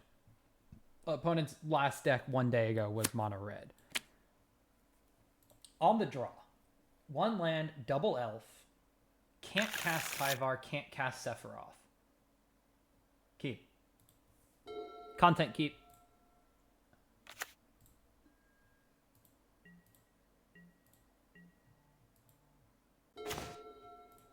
Yikes.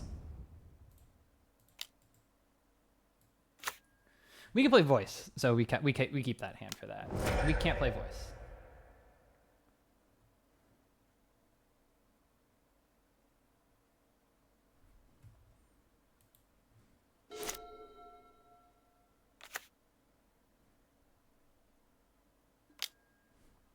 Emberheart Challenger. Okay, we need to draw land.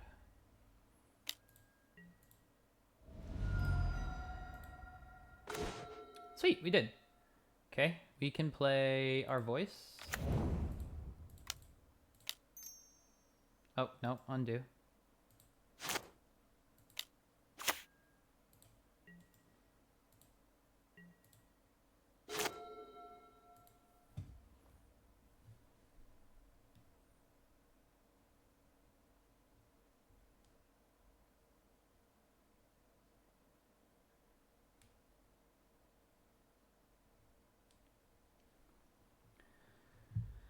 Let's see. Oh man. We didn't even get to trade effectively. Oh, and they hit a mountain. I think we're still blocking. I think we're just conserving life total, getting a token.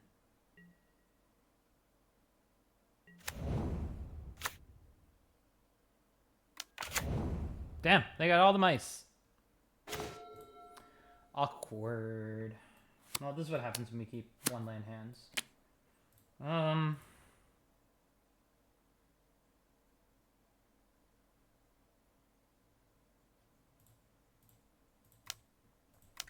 We'll play priest.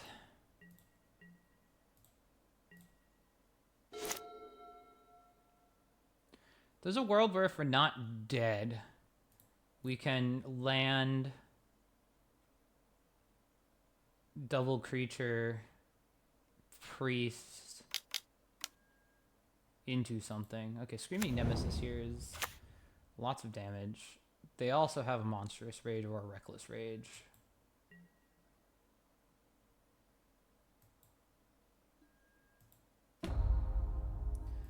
Now we have to do blocking.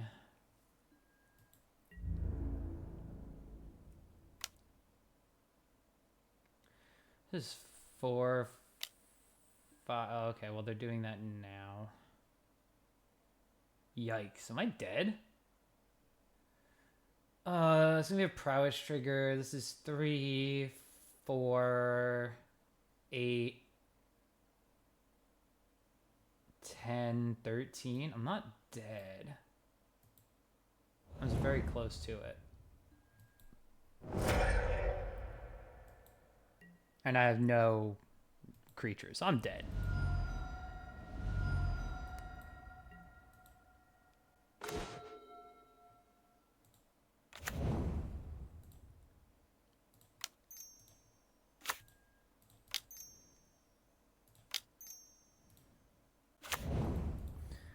Bartolome with the 1 toughness here is not looking hot.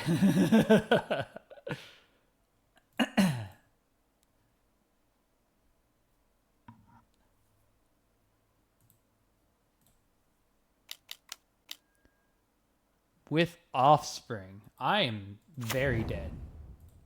Got it. Cool. All right. We want to be bringing in our Abrupt Decays. We want to bring in our Fatal Pushes. We don't need our Voice of Resurgences.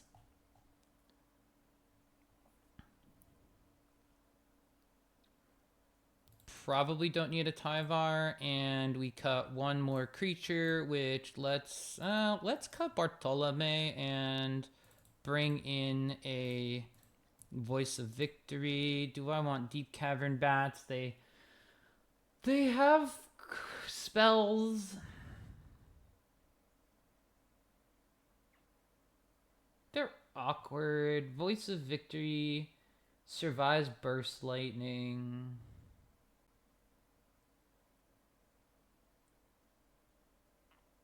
I want to drain them. Submit.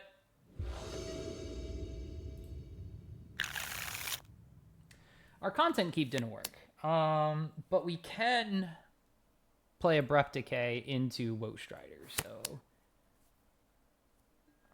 we'll just do this.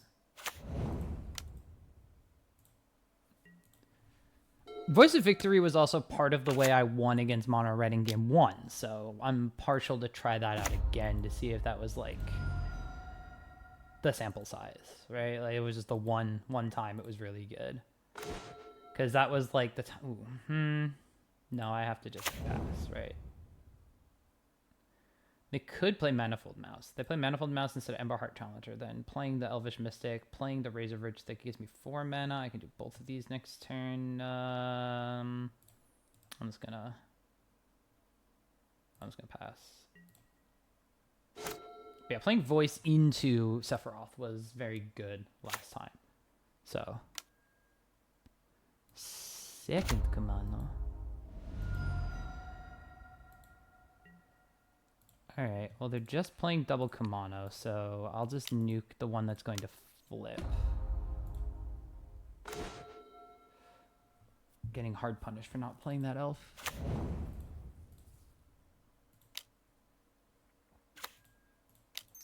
Now instead of Woe Strider, we play these 2. They probably want to kill Priest if they only have 1 removal spell. If they have 2, YOLO. Okay, so they kill that with Burst Lightning. We can potentially Coco.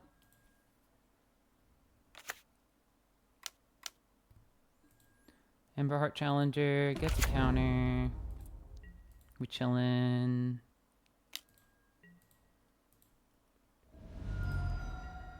Cool. Draw for turn. Elvish Mystic. Pass the turn.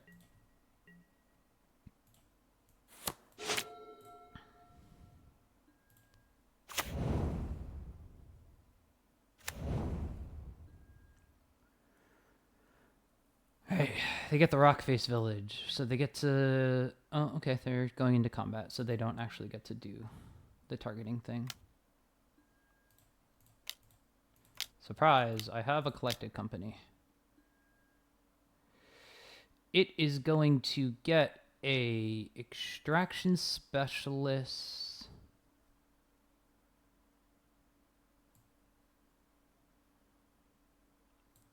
and a Voice of Victory.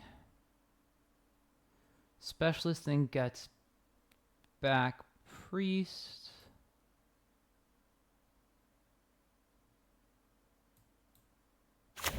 Okay. Specialist gets back Priest.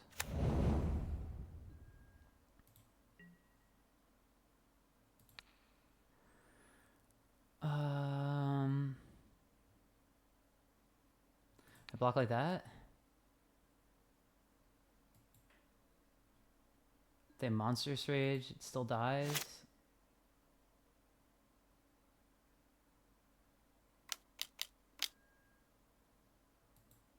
Now?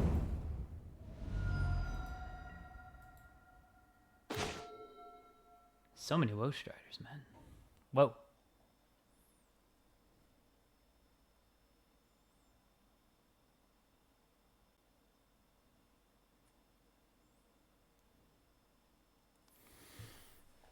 Alright, what can I do here? If I play Woe Strider,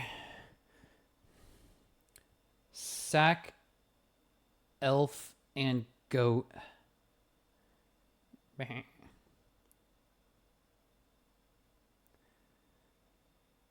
I can then play a second Woe Strider. If they sack the Sunspine Links, that's chill.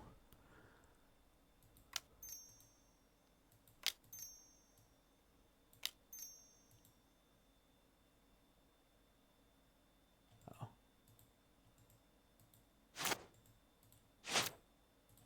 Thought I tapped for black there. Play the Woe Strider. Make the Goat.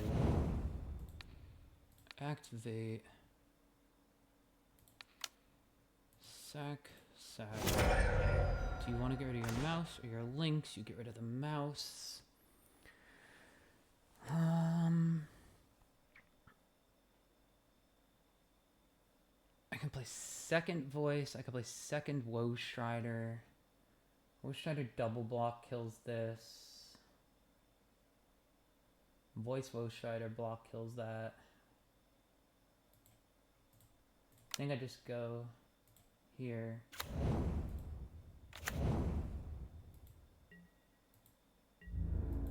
Pass the turn. Then next turn, if they don't play another creature, they don't attack and play another creature, I can get rid of their Sunspine Links. Now, this is the spot that's decent to be in. Oh, second Sunspine Links. Owie. Okay. So they might actually attack and offer the trade of Sunspine Links. They did not.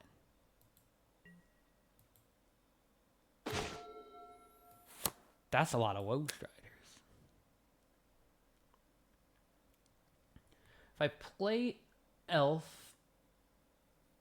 activate Priests, sack Elf and Goat token, I can still Coco.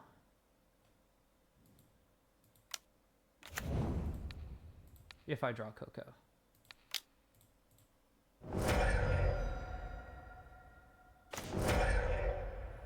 Did not draw Coco.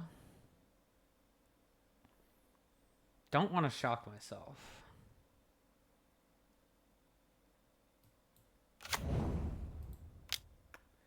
No, I think I'm good there, G. Another Woe Strider.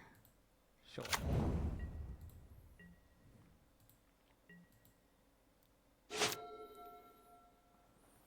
Now we just chill. They have 3 cards in hand. 2 cards in hand. One was a land. Heartfire Hero can hit me for 1. It could speed itself up, but then I could just Goat token block.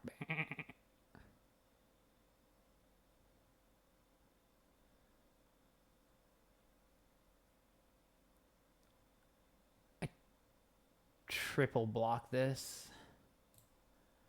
so that they have a removal spell, doesn't blow me out. Yeah, that's fine.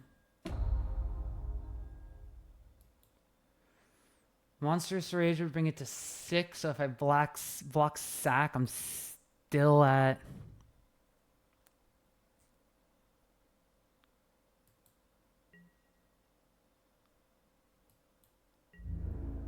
Three.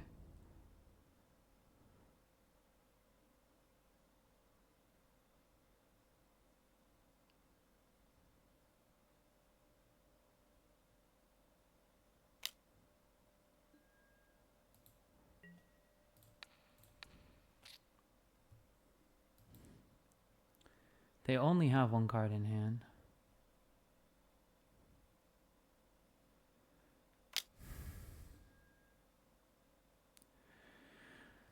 Hey, this will be 6 altogether. That puts me at 3.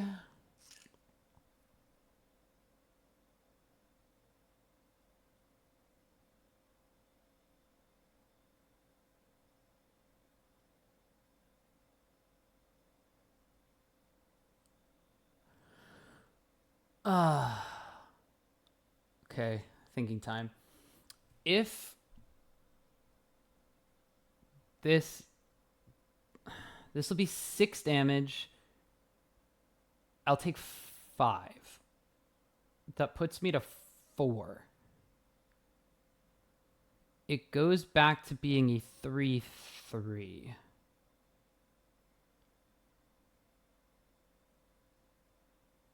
Which means I'll be at 1 if they sacrifice. So I cannot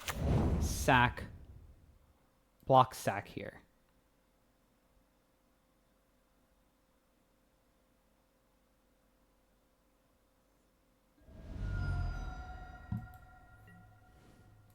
Big draw.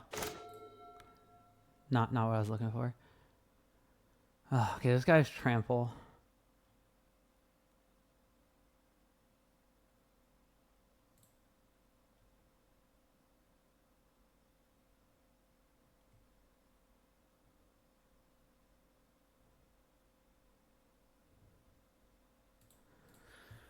Thinking. What am I waiting for?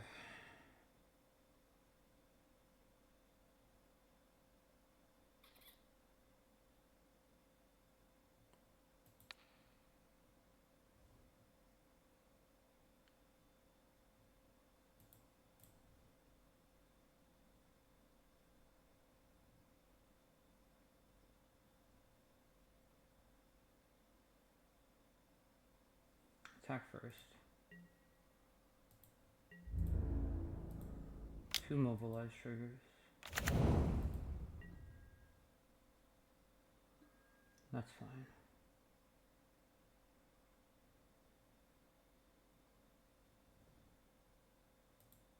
I want my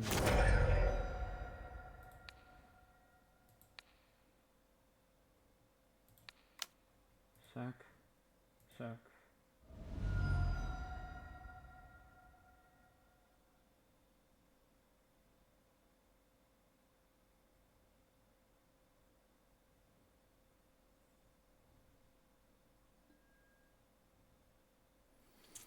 Really needed that to be like a land or something, or a abrupt decay or something. I think I'm fine though, because I could just do this. And then do this.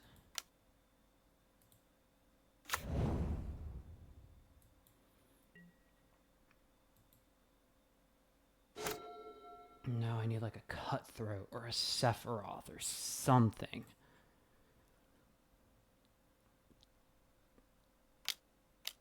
Okay, he targets. Our opponent targets. It's 4. I can absorb 5. I can absorb 6.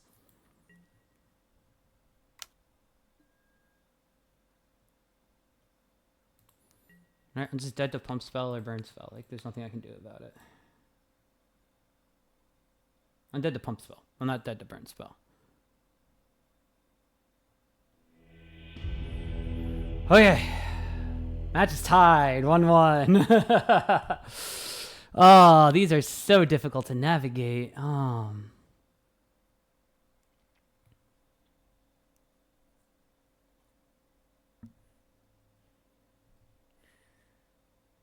Like, not gaining life is so difficult. My fatal pushes. We just run it back.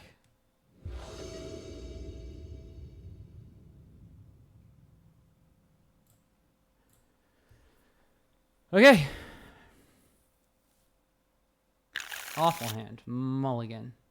They mulliganed as well, so opponent and I are starting up. Okay. This hand is good. This hand, if there was one more land, I could guarantee a Coco. Now, the only question is, what do I put back? It's one of these. I think Coco is too good to put back. So I'm thinking it's Cutthroat or Sephiroth. I think I put back Cutthroat. I can play turn 2 Sephiroth if I really want to. That gets rid of my elf, though. I can play elf Abrupt Decay, which is fine. And might be what I have to do against Heartfire Hero. I have a backup elf. Okay.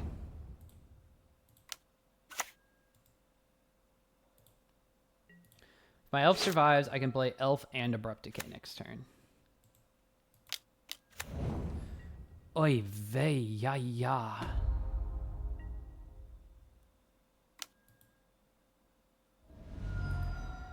Do I kill the Heartfire Hero? Do I kill the Manifold Mouse? I kill both.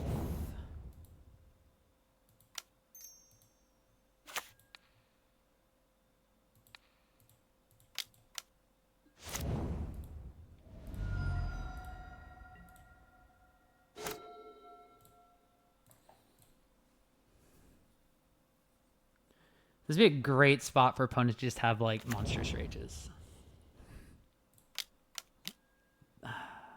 It's not the worst.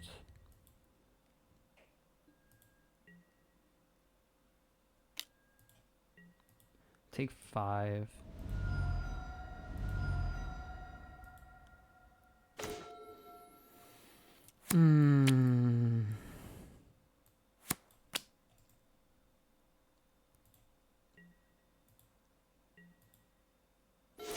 We hold up Coco.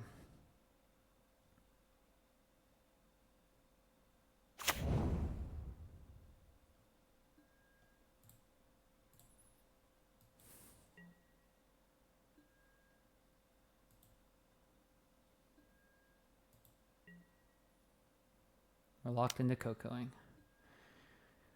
Argument for Abrupt Decay, but I couldn't even have played Priest last turn then. Coco.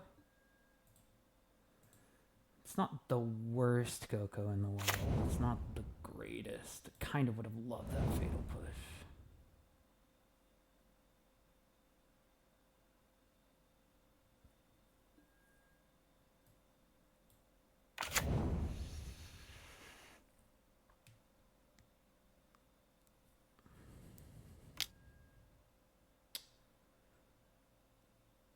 Damn, he's gonna wipe out 2 of my things?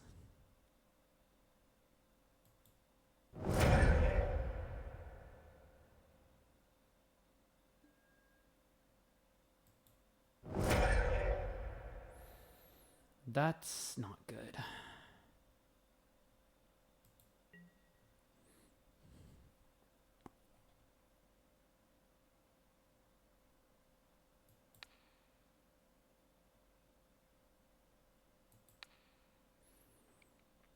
They're on 1 card.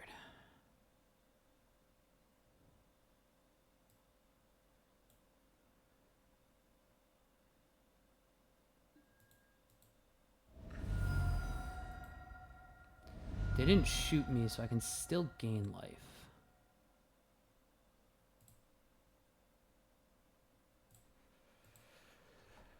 Yeah, so they're on 1 card, so if I don't draw a land, I'm just Priest of Forgotten God. I'm just Abrupt Decay, the Screaming Nemesis, do nothing else.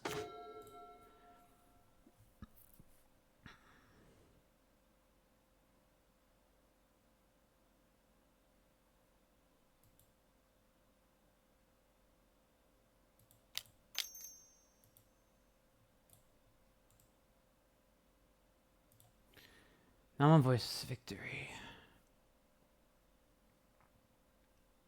We have the cards.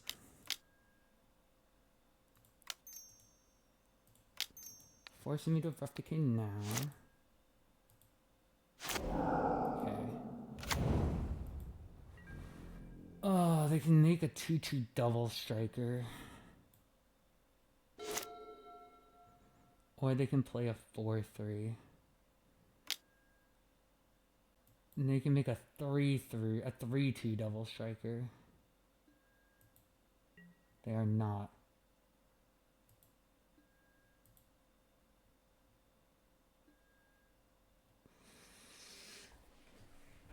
Oh, jeez. Monstrous Rage gives +3/+1. That brings it to a 5/3. I am forced to block.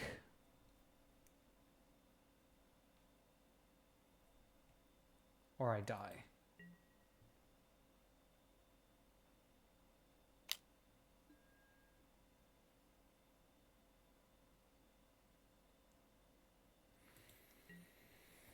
A forced block.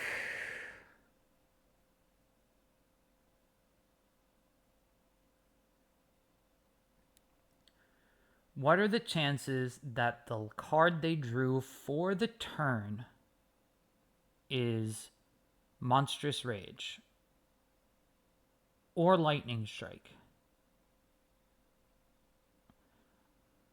How do I win if it's either one of those? I block, lose my Voice of Victory. It's 5 double strike. It doesn't trample. It tramples over. That's 10 absorbing. I am still dead. So I just make the play.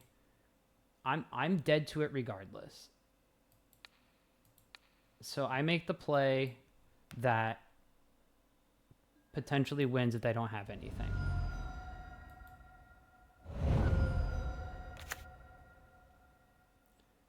Land Bone Crusher Giant. Okay.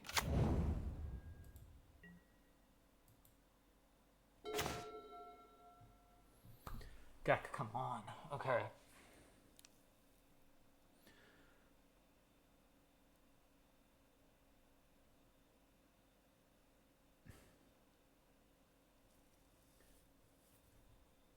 So I'm back in the same situation last time. I need to be able to block the Mutavault and the Bone Crusher Giant. So if I play Sephiroth, sack the Landmore Elf, I go to 4. Sephiroth can trade with Bone Crusher Giant. Voice of Victory can bounce off the Mutavault, and Manifold Mass deals 1. And then Sephiroth draws me a card, so I have to do that.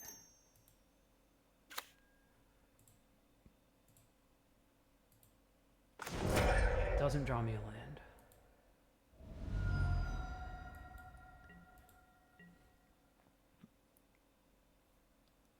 Attacking here, 3 things die. I go to 7, and I just died and double striking Mutavault. I can't do that.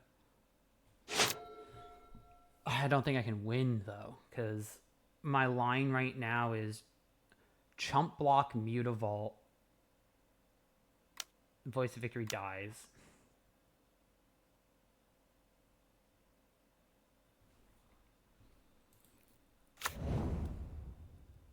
Did I tap wrong? 1, 2.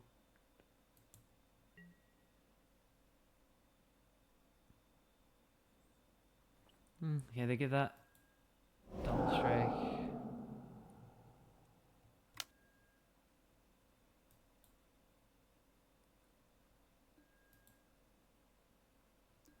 What the exile?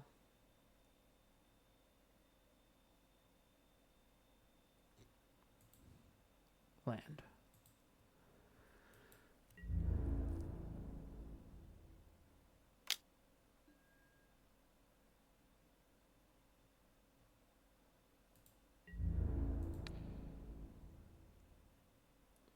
This is 4, so I have to block it.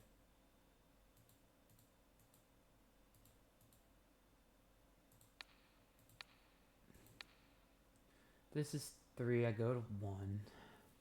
Go back up. These will trade. This is another. I don't see how I win this game, though. I don't think I do win this game. I thought it was another. Oh, because it's the opponent's creature. Right.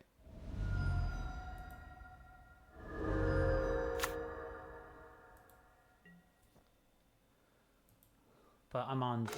Yeah. Oy vey. This is like the second game, third game where I was stuck on lands. I might need to go back up to 22 in my deck. I'm just dead though.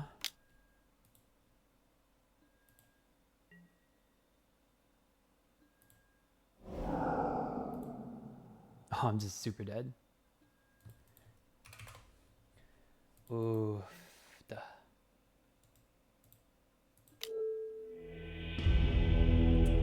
We had lines if... Because, like, look at all the cards we played, despite only being on 2 lands. If this was a land, if this was, like, a land, if one of these is a land, we have enough to start churning through their creatures. There's 2 shock lands on top, too. Oh, that's just really rough. That was... I mean, they had a really good start. We just... Our deck petered out. We just didn't have what we needed from the deck in that game, which was lands. So it's a little unfortunate. I think at the end of the day, we just might need to think about going back up. Originally, I was running 22. I wanted to try to squeeze extra value out of the deck. I think we wind up taking out like one of the each of the voices, going back up to 22 lands just to make sure we're hitting our land drops. We're getting in the game. We got 2 more rounds left. We want to end 3-3. That'd be nice. Get our big card back. We are still on the draw. Crazy goat.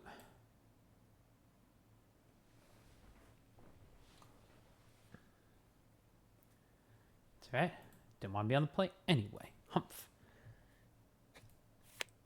We have another hand that is... We can't cast anything after Vanilla Elf. So they are mulliganing to 6. We are mulliganing to 6. We do not have anything castable until turn 2.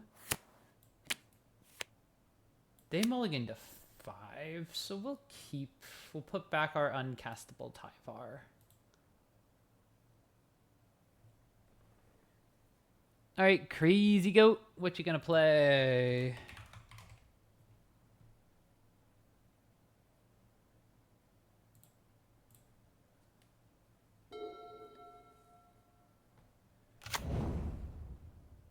Triome.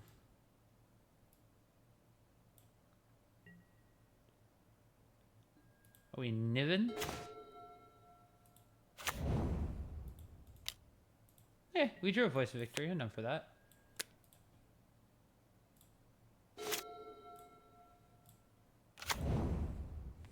Or is it another Greasefang? Could be a Greasefang.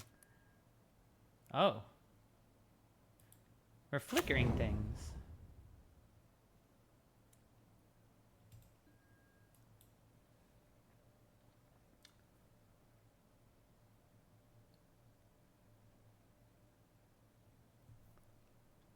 Where are they putting them?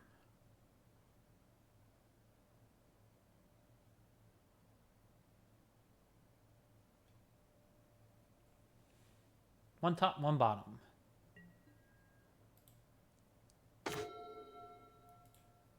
Bloom and Marsh. We'll just play Voice of Victory.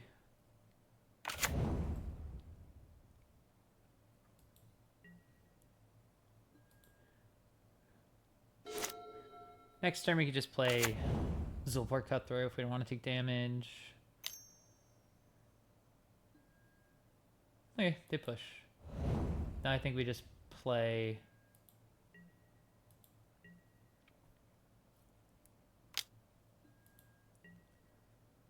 I think we just play Lush Rider?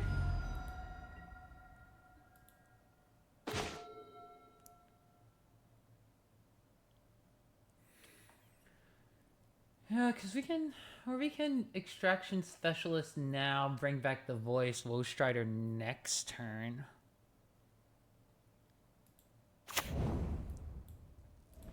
Let's do that.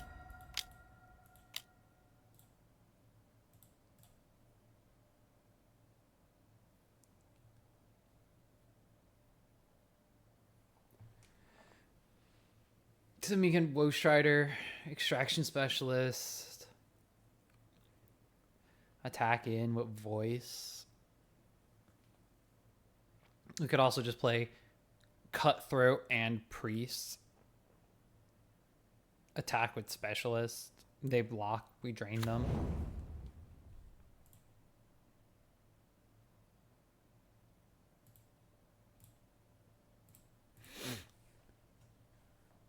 Now if they want to like Vanishing Verse or something, they have to do it now, and they don't, so we just get to chill.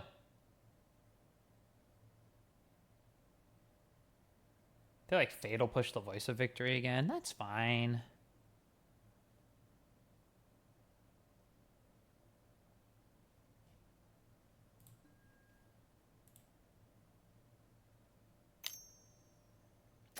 Opponent cycling because you cannot cast the spell.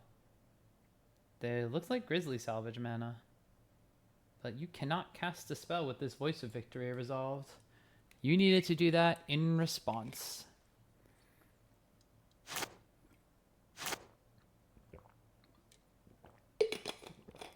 Sorry, opponent.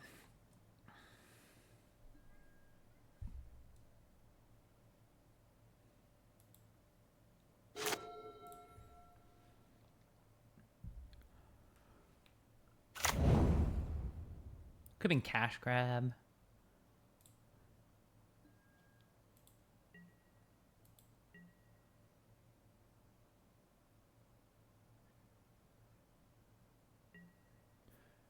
Really no idea what they want to do.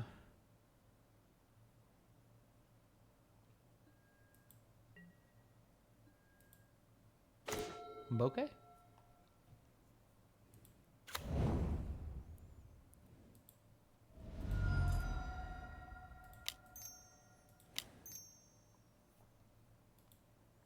Play the Cutthroat pre-combat. Attack in with the Extraction Specialist. That can't attack or block. They want to trade. That frees this up to attack or block next turn, which means that we can start doing Woe Strider-y, Priest of Forgotten Gods-y shenanigans. Opponent's on a mulligan to 5, so our mulligan to 6 looks a lot better. Can't do that, opponent. Are they playing Coco as well? Voice of Victory, opponent.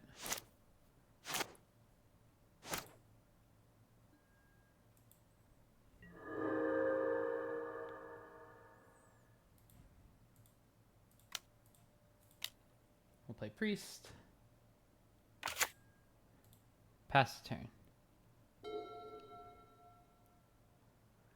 I think I'm putting my other Voice of Victory in both sides for me. They just keep trying to cast spells on my turn, and it's not allowed. Okay. Now they can cast spells on my turn.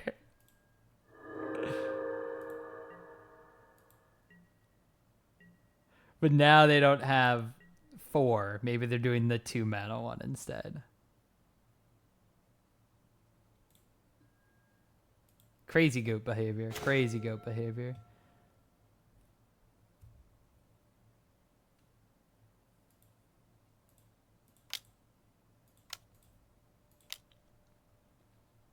Let's play the Woe Strider.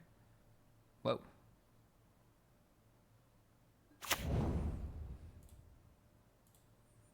Make a goat. Meh.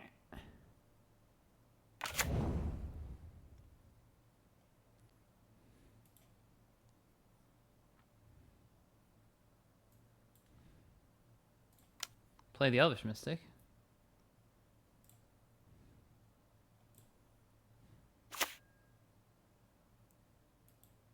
See if they want tradesies.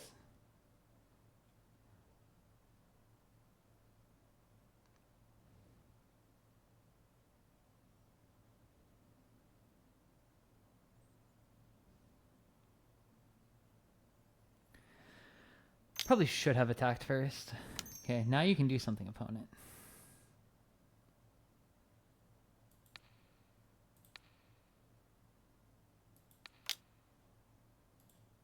sack these two.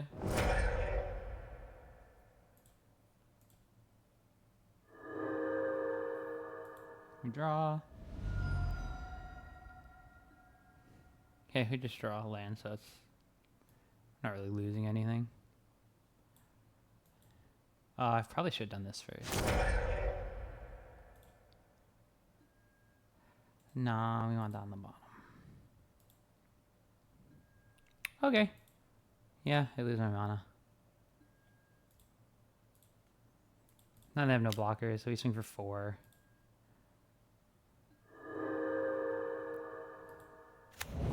It's tapped. They have 1 card. I think it's Coco.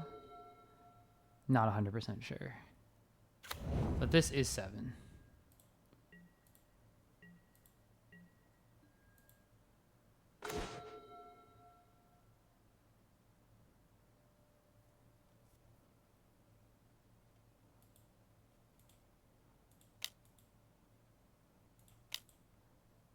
And we have Tyvar.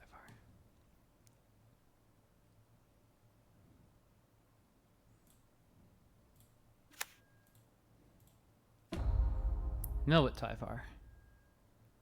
Why, certainly. Let's get back our Voice of Victory. Now our opponent can't cast anything. Now our opponent is dead.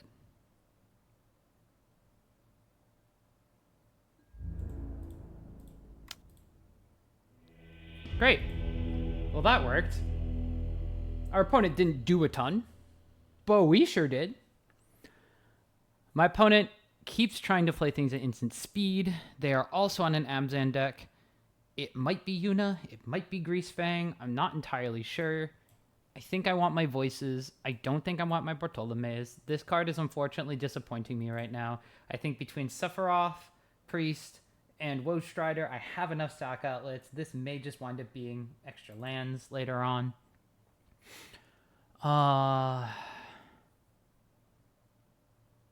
Thought Seizes or Deep Cavern Bats seem pretty good. Let's try the bats. Make them use removal on the bats. Cards that I would take out then. 1 of each elf. Contemplating these and these because they had a bunch of small things, but I don't know if I think they're like a Greasefang or a Unit. If they're a Unidex, then that doesn't do anything. These would be like these Haywire Mites would be what I need. These Scavenging Oozes would be what I need. And if they're something else, then I don't really know. Like, what could we have? We could have like. What other Charming Prince decks are there? There's like Yorion type decks, but like Abzan Yorion? Can't really think of something like that. Like, what are they playing?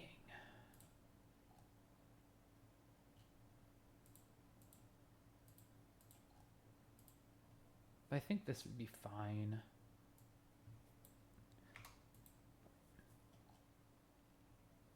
They playing like a company deck, like Abzan Company, or like a Blinky Ketramos pile.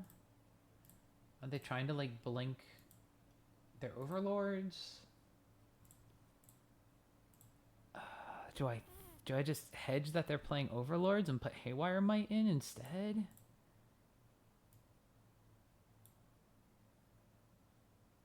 If I see stuff, then I'll put it in. But right now, they're just playing a pile of removal, so I'm going to keep the Voices in. Here's our other voice. It is our only play, because we don't have black mana. Really need those Bartolomews to be extra mana.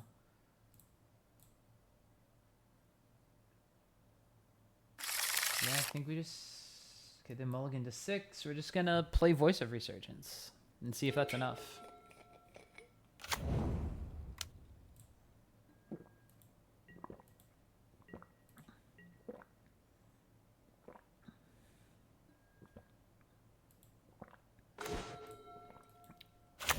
Extraction Specialist. Draw another land. We can get our voice back if it dies.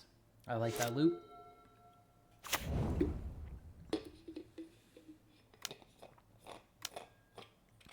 Dark Confidant. All right. Maybe they are just playing Abzan humans.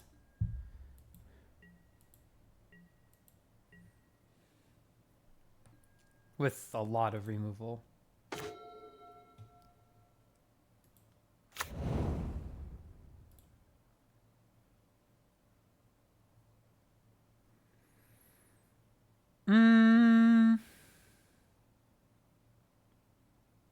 Yeah, let's just play the voice.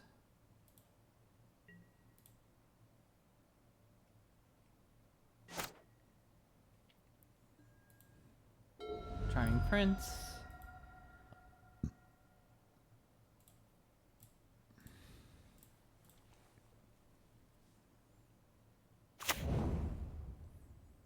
The Triumphs are throwing me off, though.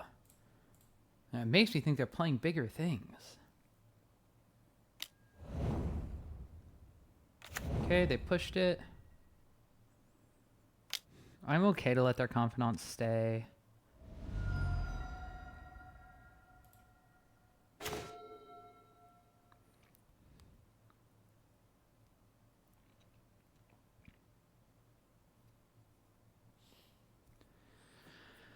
I could play the bat. I just really want this to be removal instead. I think I'm just playing Extraction Specialist. And then I can Sephiroth the Voice of Resurgence. And now I have 3. And now I'm just playing the Voice of Resurgence aggro plan that I was talking about before. Make them the biggest things on the battlefield. What do you get? Abrupt Decay. That's pretty good. Can get rid of my token. Can get rid of Extraction Specialist. Let's see what they want to hit. It gets rid of Tyvar, which is pretty big. He's so big for us.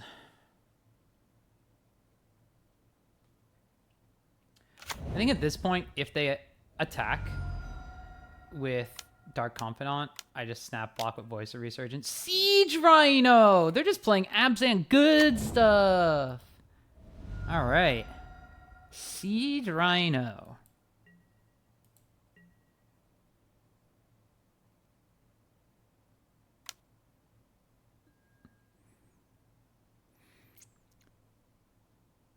Hey, if I can clear... Because they have Priest in hand.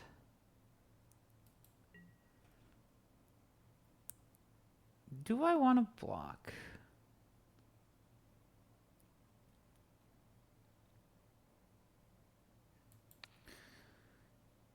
Yeah, I think I want to.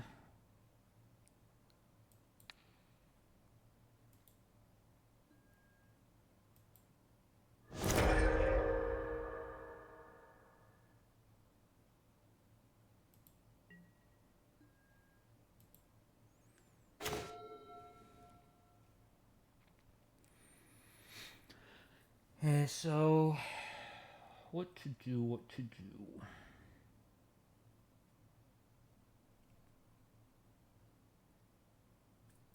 I think I start with Sephiroth.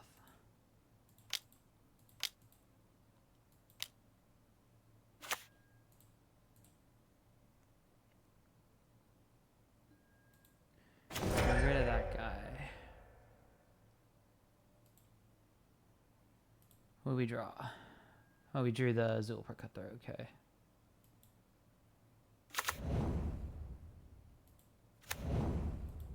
Play that tapped. Sequencing might not be correct. But these bats now are just like dead cards in our hand. So we know what they want to do. So this presents them with the ability to Abrupt Decay and Charming Prince this turn.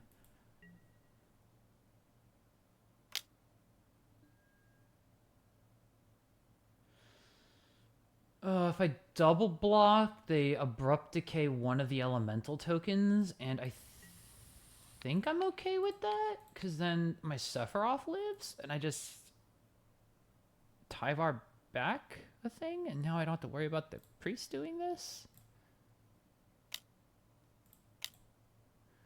Okay, they have Go for Throw and Abrupt Decay.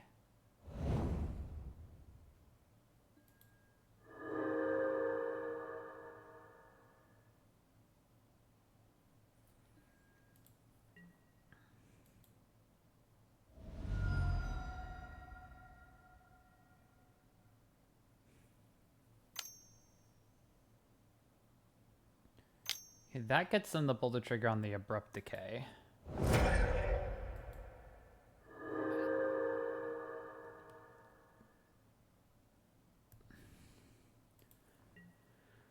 Alright. Black mana? Nice. Okay, so I think the play is Tyvar back voice, see what they have in hand.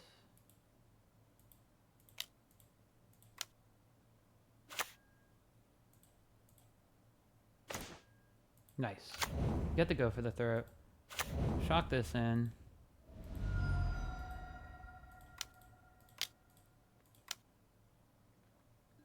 Play Tyvar.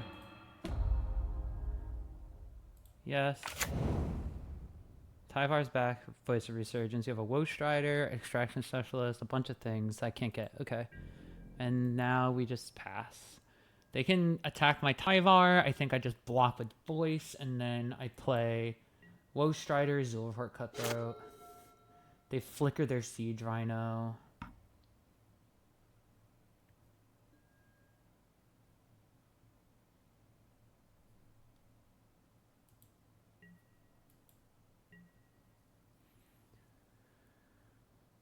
Swinging at me. I still block.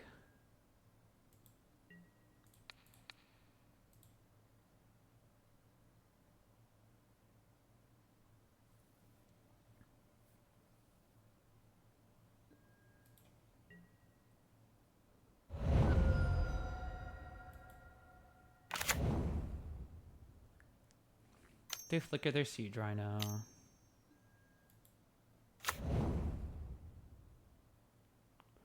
The 4. Can you get a 5/5? Yeah, I can make my elemental token a 5/5. They have one unknown card in hand. I've gotten rid of all those. Voice of Victory's pretty good.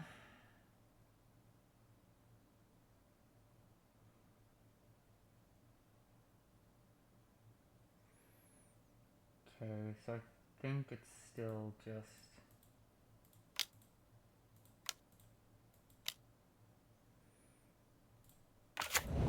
5/5.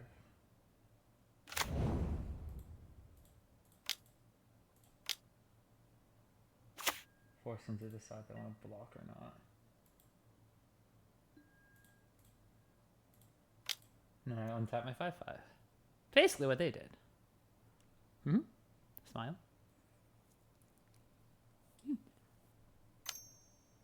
Oh, they drew removal?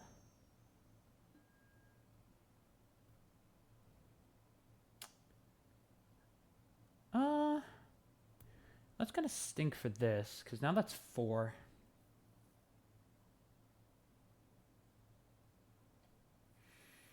That's a bit of a blowout. Did not expect a Gonjo.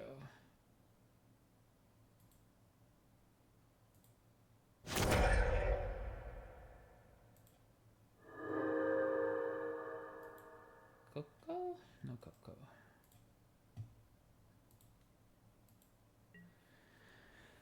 That blows me out. So they have a Go for the throat in hand.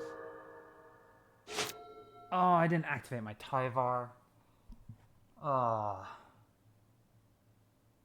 That's a punt. Tyvar could have been at 2, get voice back. Get bat back. Get anything back. Now it's just going to sit there. Super unlucky. They can kill like my Zulaport Cutthroat. I can't get it back.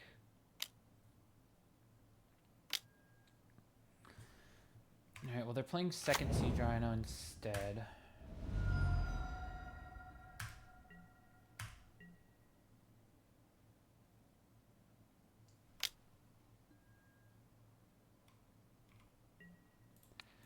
I should have an extra counter on this Tyvar. I should be able to mill something away.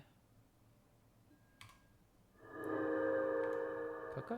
Not Coco. Put on the bottom. Find a Coco. That's the game plan now. Now their last card is Go for the Throat because we hit it with the bat. We can steal the Go for the Throat. Priest. Cool.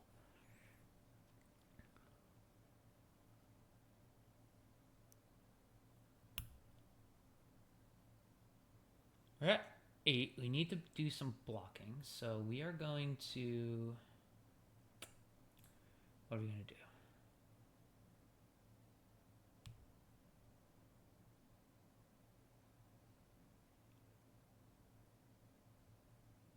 I have to play bat, otherwise I'm going to die to the Go for the Throat in hand.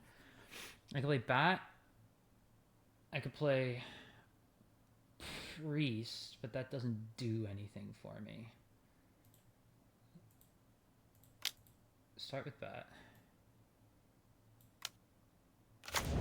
Get that. Then I do Voice of Victory. I'm getting hard punished now. If I remember to take on my Tyvar,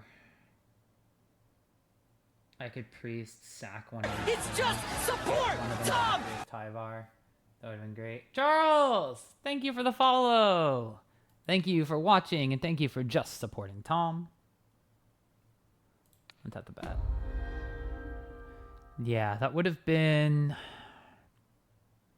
Would have been able to play Priest. Would have gotten 2 black mana. Would have been able to play the Deep Cavern Bat. Yeah. Minor punts. Minor punts.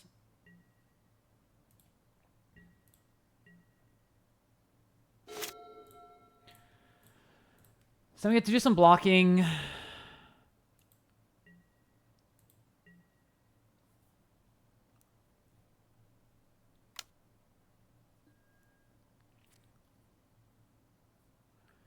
Most importantly, we have to do some blocking that isn't sacrificing things as well.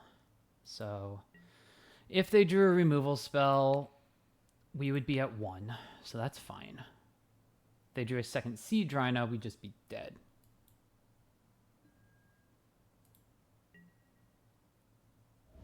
We go to 4. I'm okay with this. All right, our turn.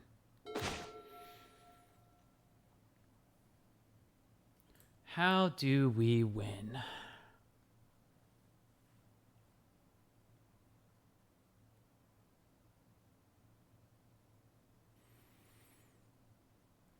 One, two, three, 4, 5. Yeah, Siege Rhinos, right? We're playing against Bismon.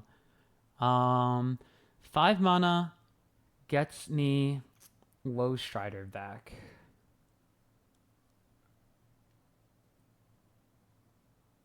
Right? If they have another Gandra, then attacking here is like bad.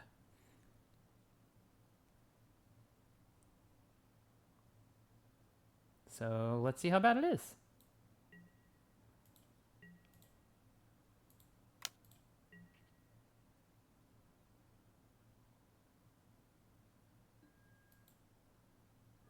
Sweet.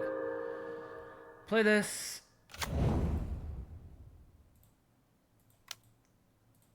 Get back stuff with Low Strider. Get rid of Tomb, Thicket, Specialist, Sephiroth, all the things that we can't get with Tyvar. Always yield. Remember to activate our Tyvar. And we pass. So now we can trade with a Siege Rhino.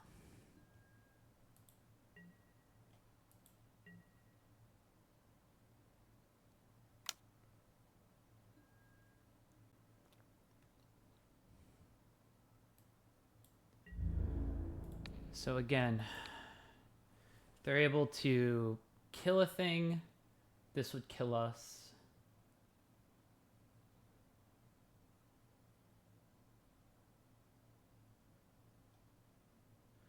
This nothing tramples over. This puts us to 1.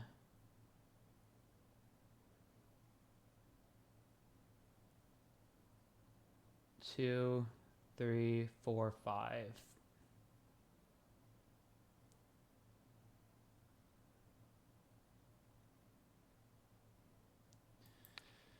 If we block with everything,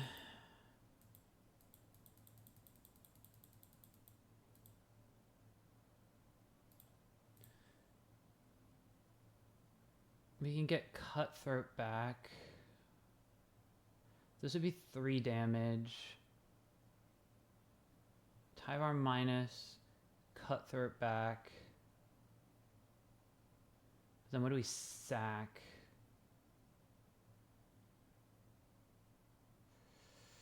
Three damage.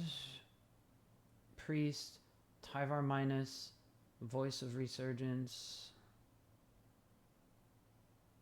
It's 2, 5.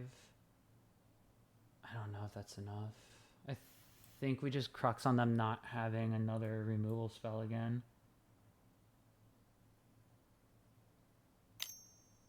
Nope, we just killed ourselves, didn't we?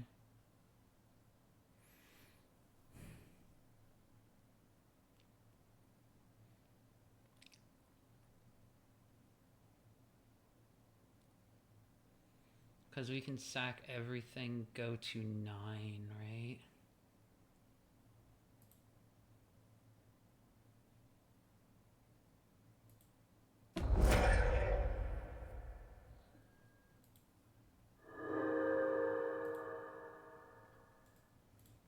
Not Coco.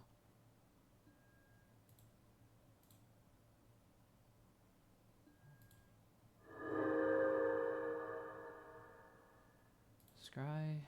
Not Coco.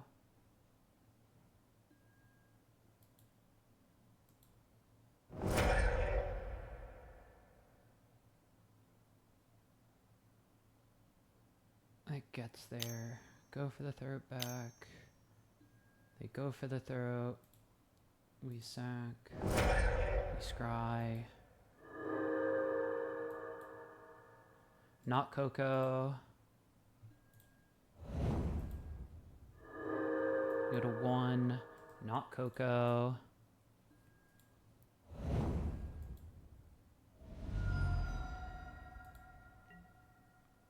We're at 1. Also not Coco. Okay, how do we win?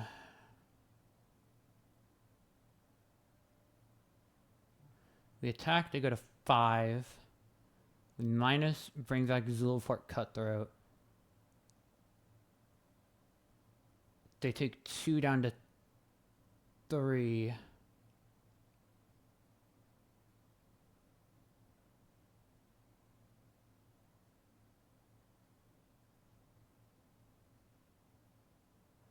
Can we win? It all relies on them not blocking. Bring back Zulfort Cutthroat, they trade, they go to 7. We Priest of Forgotten Gods. Activate.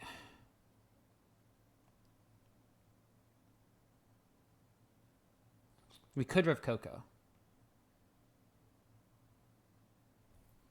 Alright, so let's minus first. There was a Coco there. It wasn't the next card, but we had a Coco. Okay.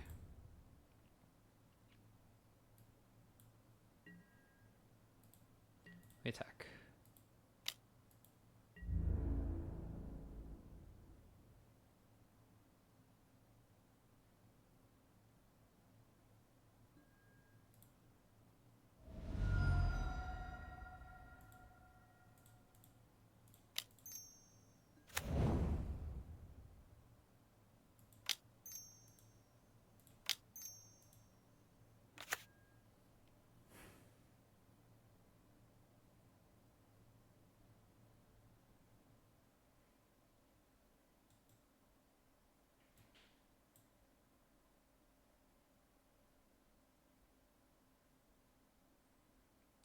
I sack the elf.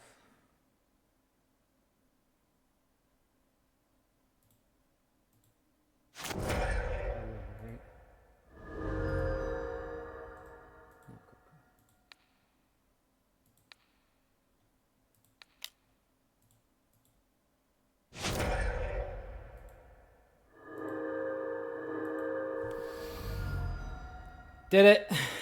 Found the line.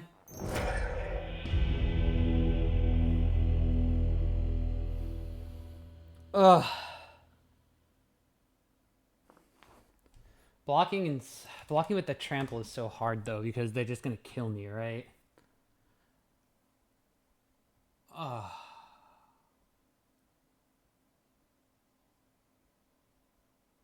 Ah, Siege Rhino.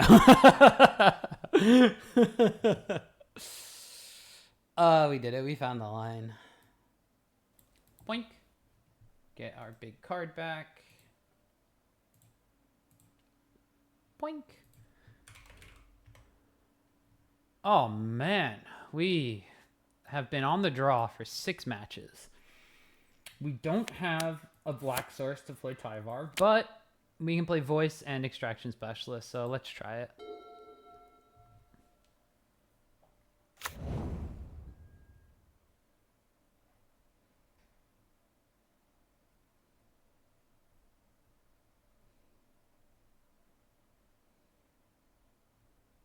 Just texting my wife who's on her connecting flight.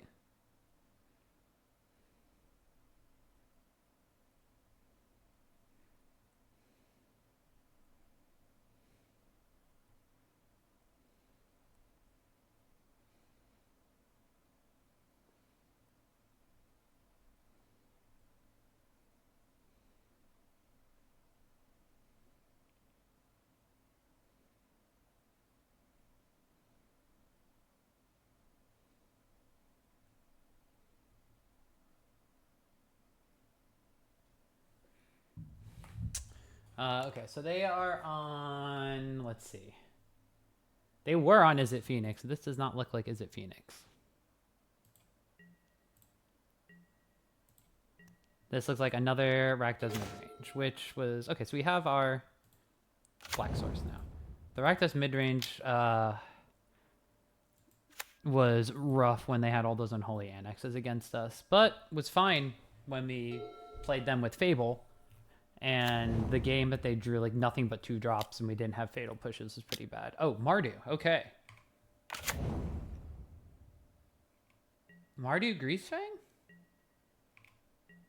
It could be. I think my line of play here is Voice Elf.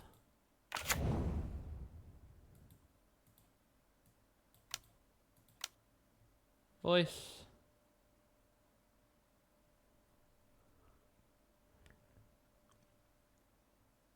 Like, I have nothing to blind. I could blind Tyvar, but I don't know if I want to do that.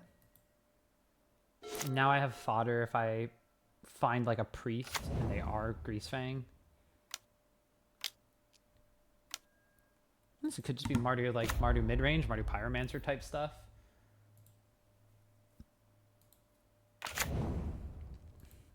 Nice job, deducing.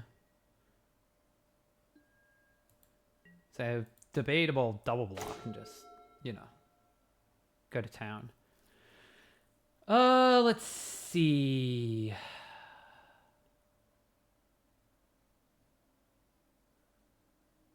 I think we just Tyvar blind mill and play voice. Like, we can do voice first.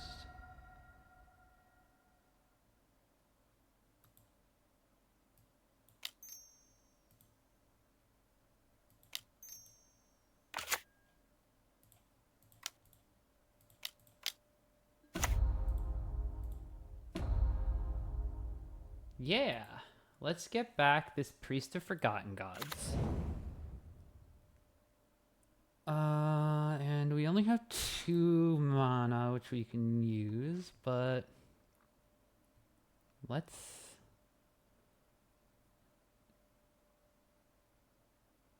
just activate. Pop these two.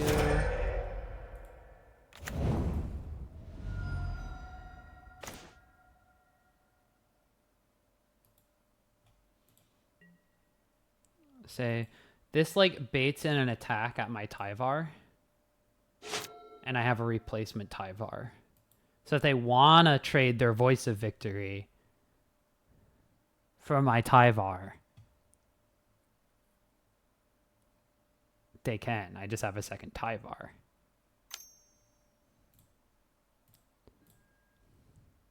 Now I don't have a second Tyvar. So now it's... Oh, they are Greasefang.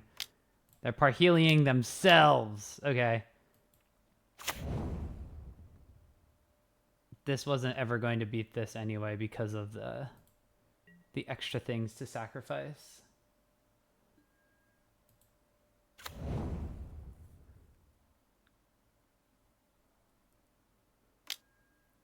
Okay. Who do they attack, though? Do they kill Tyvar? They don't know I have second Tyvar.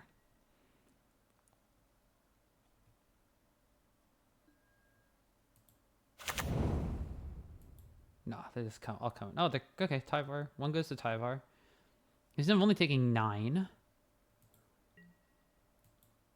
He's only dead if they can discard their Greasefang next turn.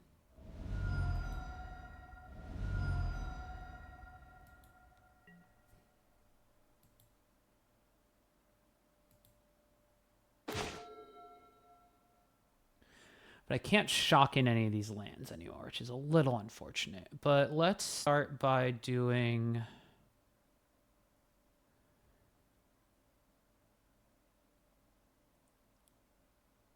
Extraction Specialist back the Voice.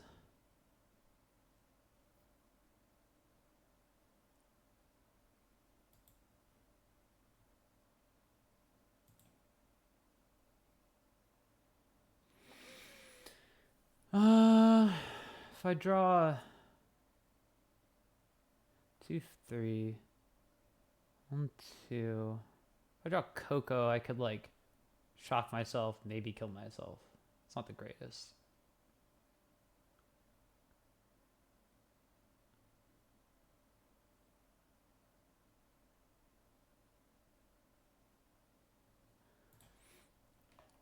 What do I want to do here?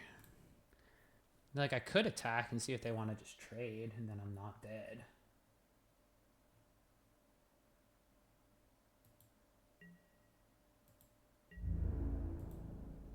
Let's see if they want to do that.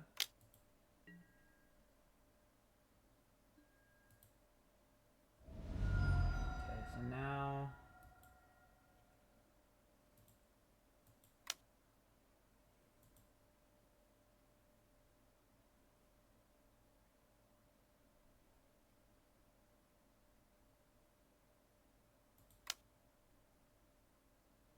No, just do this, I guess. Yeah, attacking first. Get back this Voice.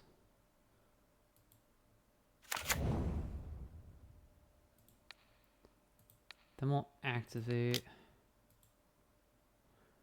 See, if I had a Zula Park Cutthroat, I think that'd be pretty solid.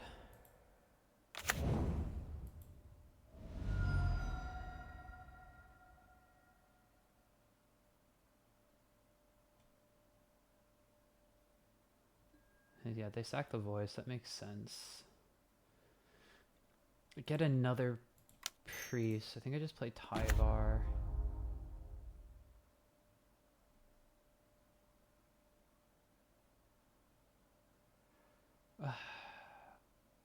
Do I...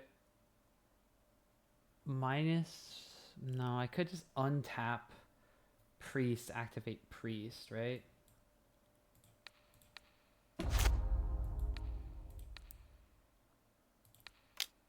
I'm gonna do this. I think the Voice is more valuable.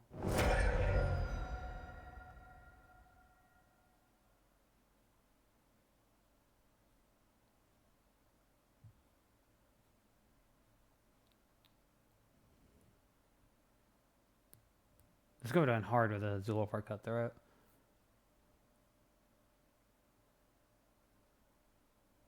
Might have been dead with his little pork cutthroat.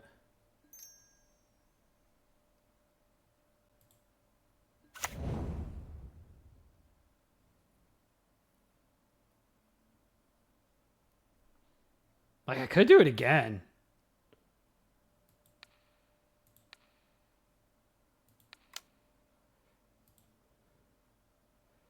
Do I value the voice now more? Or because if I draw a Zulaport Cutthroat.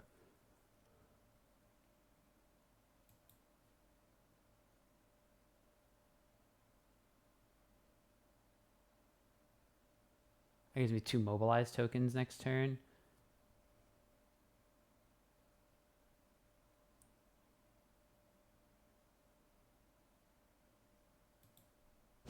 Let's see.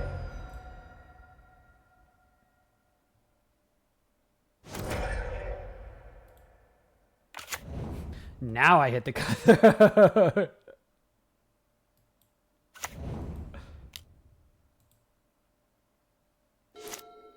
Okay, so they kept the angel token. We know that they have a Parhelion. This is going at Tyvar, yeah? Yeah, it has to go at Tyvar.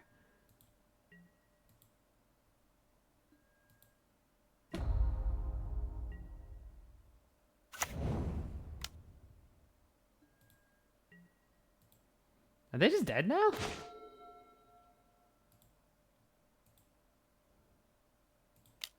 They're just dead now, yeah?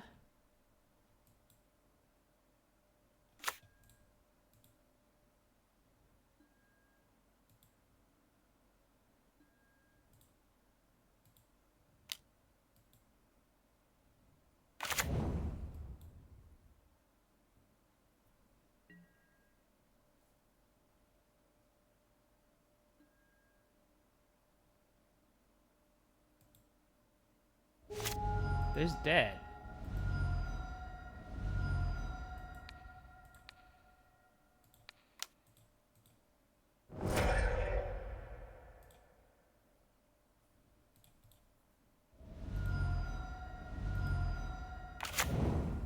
Whee!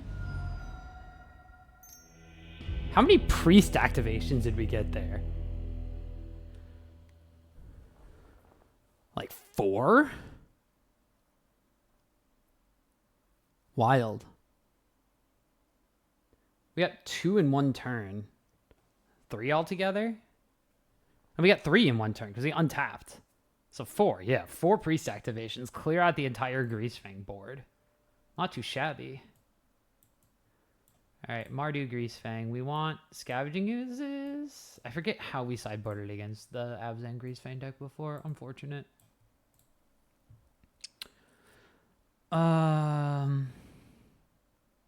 Yeah, but they were like the Seasoned Hollow Blade, Guardian of New Benalia Monument one. So, might have more interaction. I want these to kill their Greasefang, so I'm bringing in 7 again. But what did I take out? I don't want Bartolome. They had Unlicensed Hearse last time.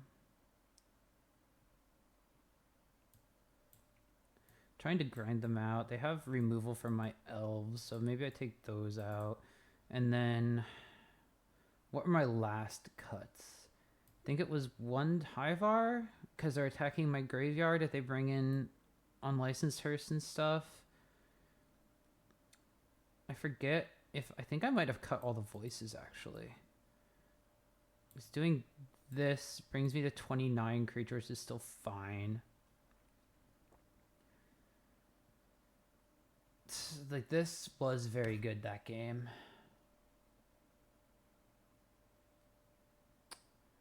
Which is the better one though? This protects me from doing things. This puts other things on the battlefield for my priest.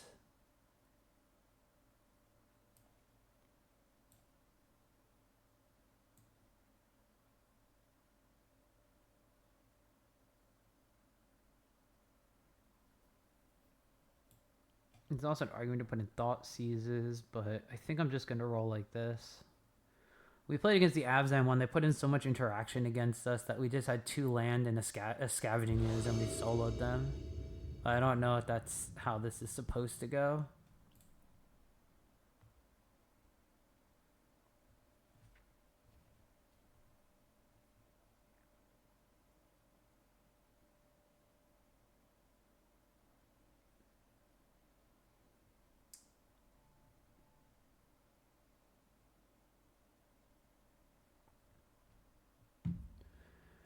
We got elves, we have scoos, we have specialists in case they kill our scoos to bring it back. I think this is solid.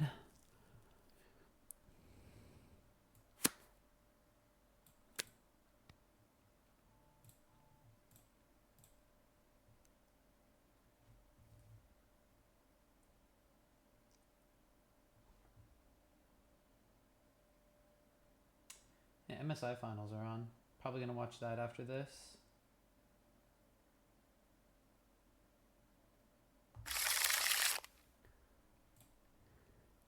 Yeah, we'll keep. Show me what you've got.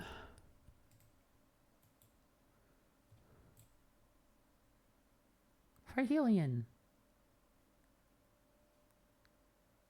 Thoughtseize. Didn't want the Thoughtseize.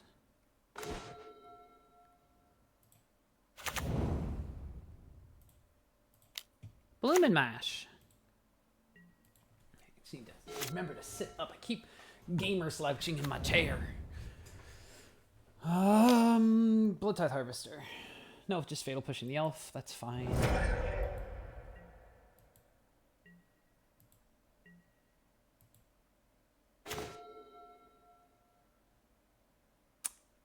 Nothing in their graveyard. Do I blind play the scoos into removal? I think not. I think I just don't pay the 2, play the Mystic, let them set themselves up.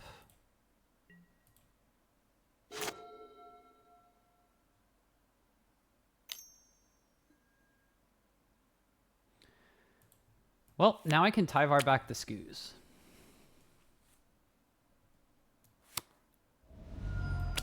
Yeah, they have to hit the Tyvar.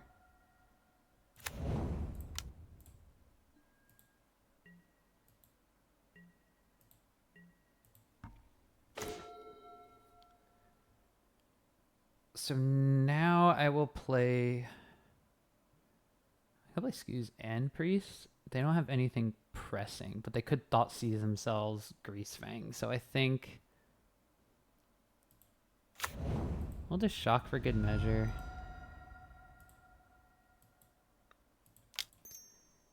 Keep up as much green as possible. Play the Skews and pass.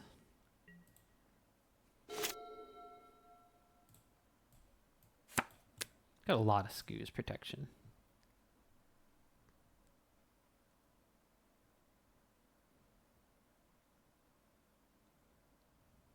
We have 2 Tyvars left, though. That's a little unfortunate.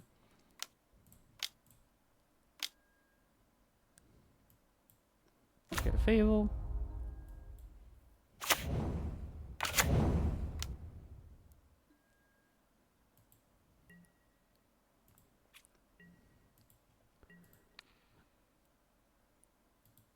Nom nom.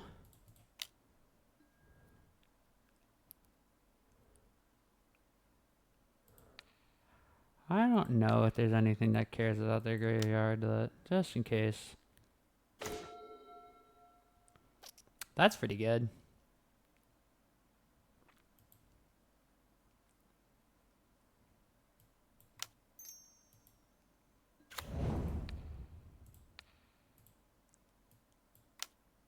I'll just do that now. Humph.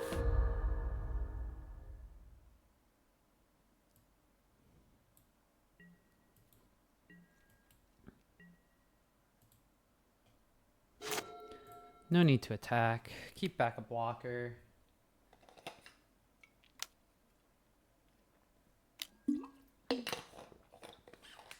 Okay.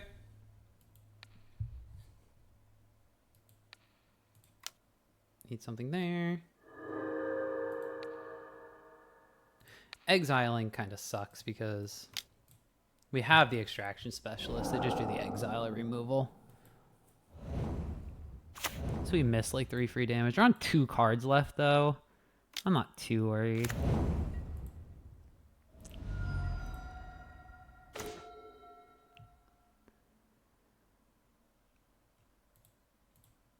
I'll play Woe Strider. I could have played Woe Strider and protected it from that, but I wasn't thinking about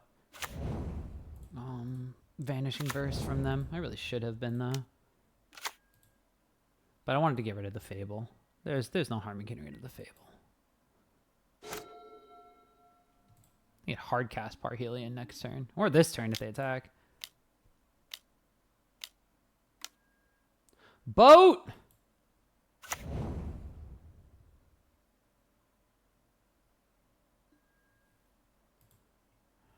Might as well see what we have on top.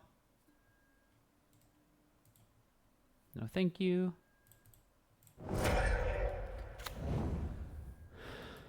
Yep, boat.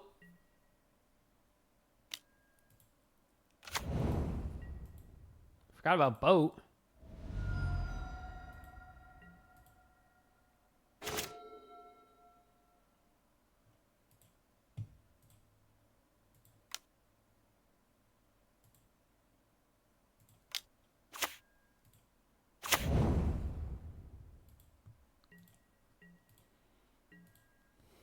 Okay, so there's still like 1 toughness or 1 power short of crewing boat. Not that, you know, they have so many cards in hand, so it's like they probably have something. 1, 2, 3, 4. They already can hard cast Parhelion, so.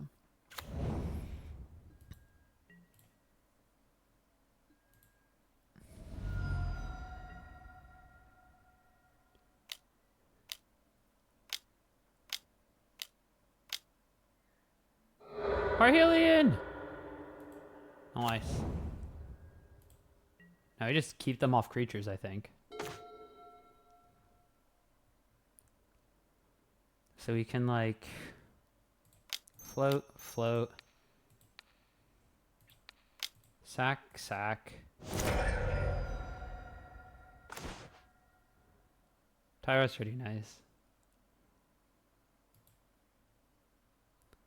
Probably keep the black. Tyvar minus.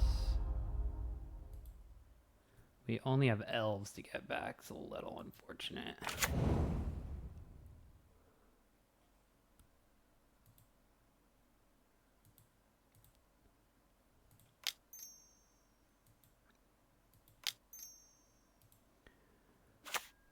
And knight as well.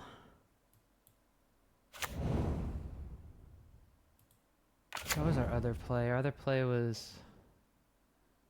I guess we could have gone back Woe Strider. That might have been better.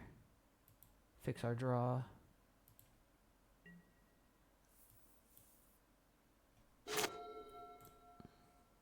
Any creature from them is like bad for us though. Especially one to crew Parhelion. Yeah, that's pretty bad for us. What?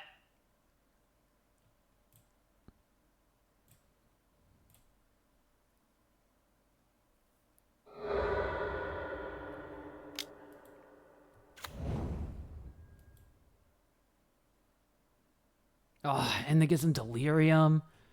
Oh, we're dead.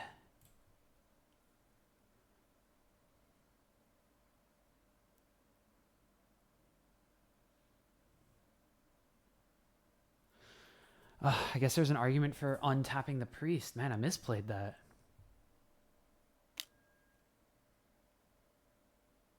We're not dead. He didn't crew Parhelion.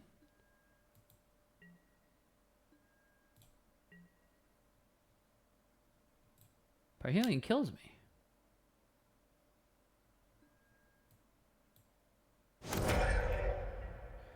I mean, I'm still looking pretty dead, but I should have been dead. Okay, so if I don't minus Tyvar, I just play Extraction Specialist and Elvish Mystic, right? And then I keep up, yeah, I keep up Priests. Oh, I punted so hard there.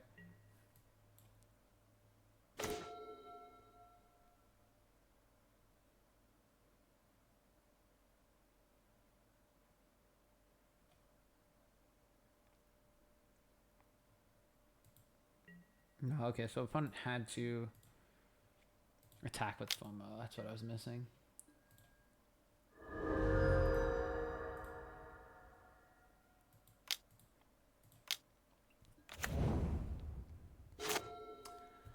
I'm pretty dead though.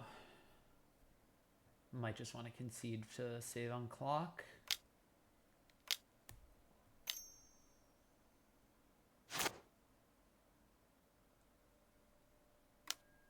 Yeah. Damn, we were... Probably should have won that game. Punted somewhere.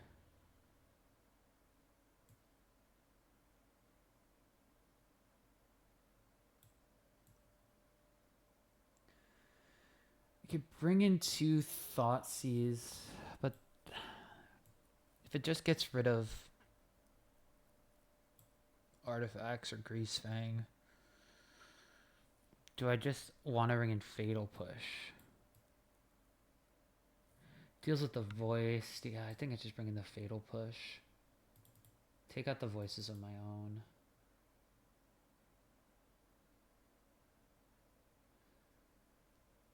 Stay on 28.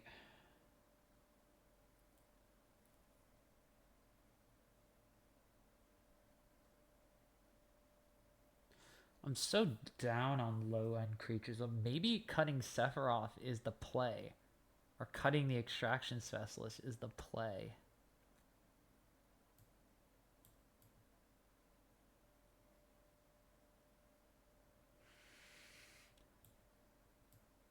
And I could play Deep Cavern Bats. Let's try it.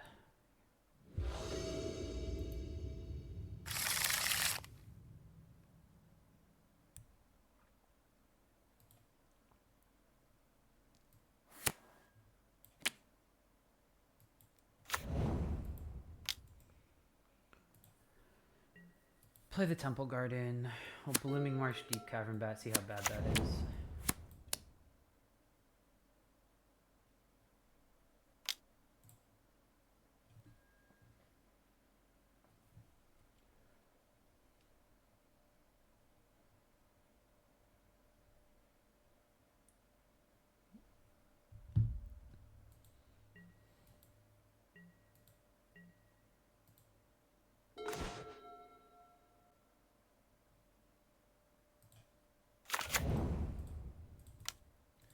Just he immediately... Yeah, he's very scared of Priest and Tyvar. Vanishing Verse... Parhelion, Greasefang, and Overlord. So I think... So if I don't hit the Vanishing Verse, they're just going to Vanishing Verse the Deep Cavern Bat. If I Vanishing Verse...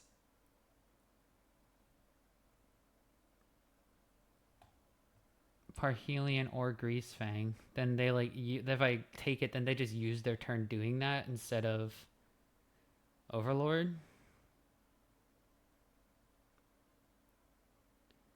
I have Haywire Might to answer the Parhelion.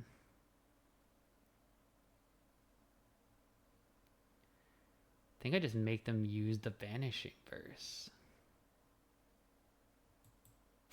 Like sets them a turn behind, yeah?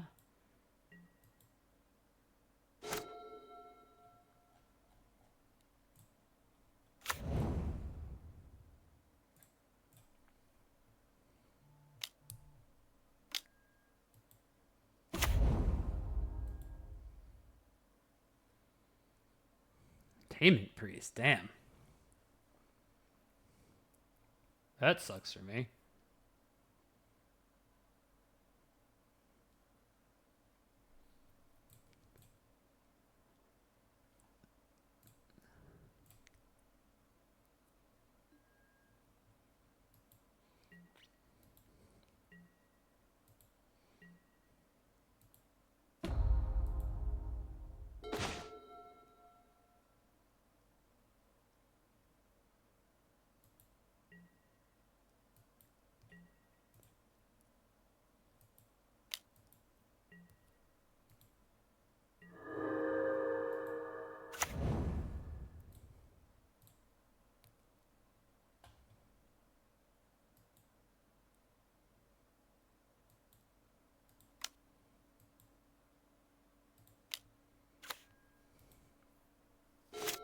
Play the priest and pass.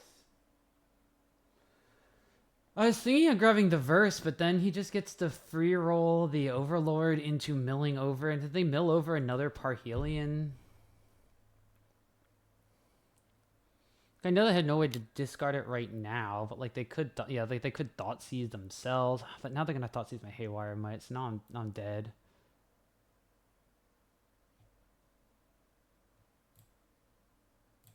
It's a little awkward.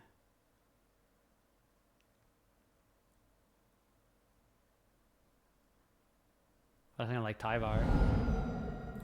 Extraction Specialist. Now let's play FOMO.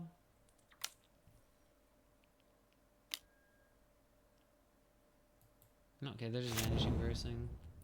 Get their Greasefang back.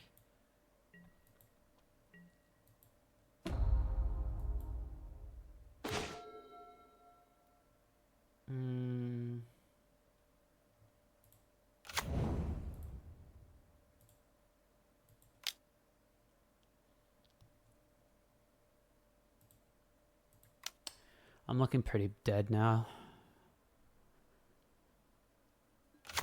Probably should have just played out the Haywire Might that turn. I'm a little too concerned with them having like a burn removal spell or a fatal push, but I know they have this. And it can't get rid of the Haywire Might. And so now they FOMO, discard their Parhelion. They have FOMO to block the sacrifice effect from priests.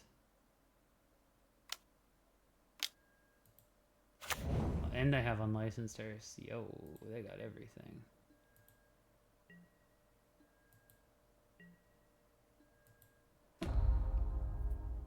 I could use a removal spell. Okay. We're gaming.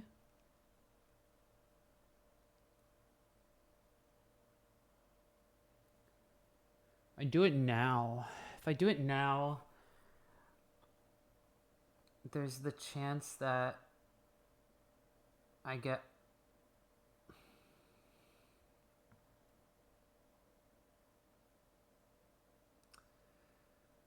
But they're just going to Unlicensed Hearse my Haywire Might.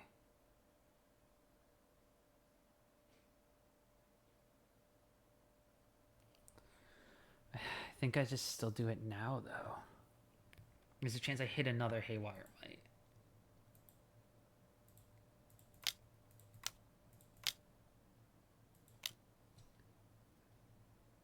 Main phase Coco.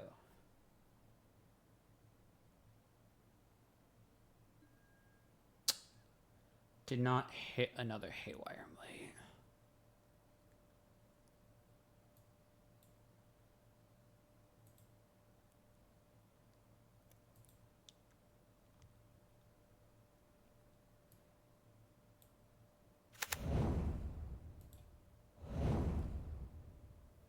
Okay. I get my goat.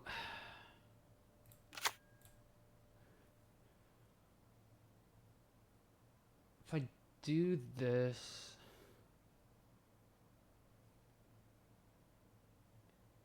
it prevents them from...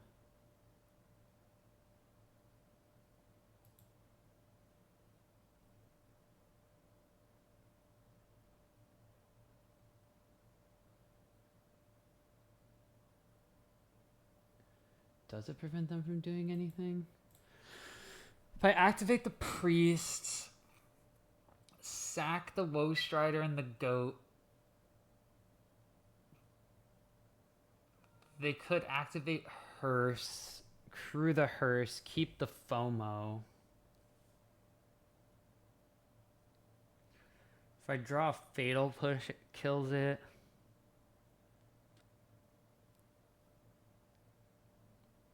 Haywire Might does nothing now. I think I just see if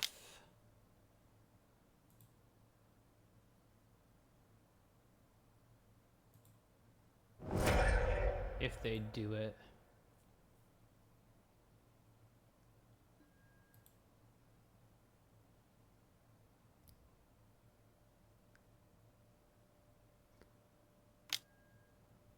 they're doing it. Okay, so they didn't exile my Haywire Might. Damn.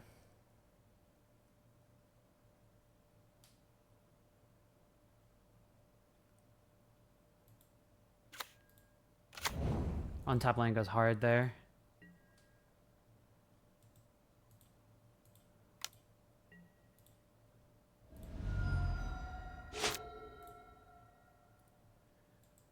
Okay, so I'm not dead.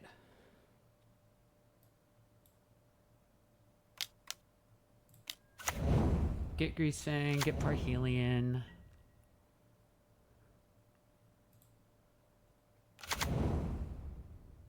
Played their pathway. I forgot to do this. Okay, yeah, they're just on 2 unknowns.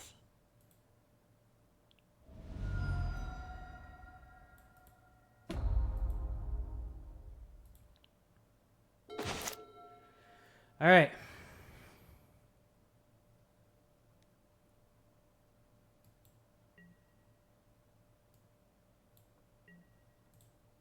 Doing it again.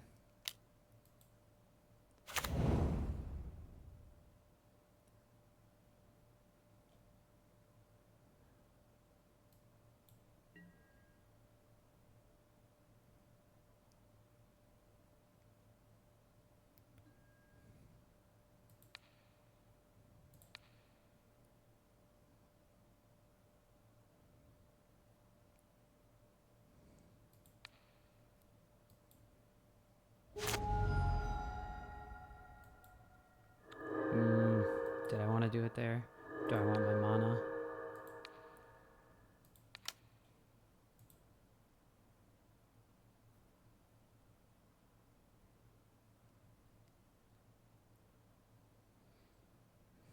Sack the freeze.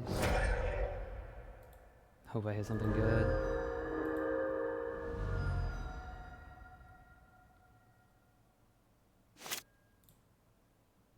That's pretty good.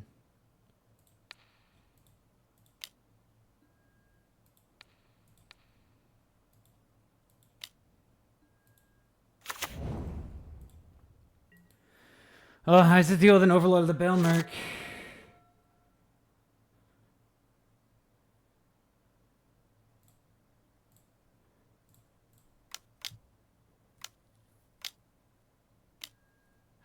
No, not the boat. Fuck. And the clock. And I had to pee.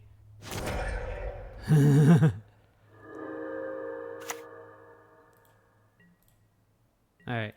Tyvar or Coco? Neither.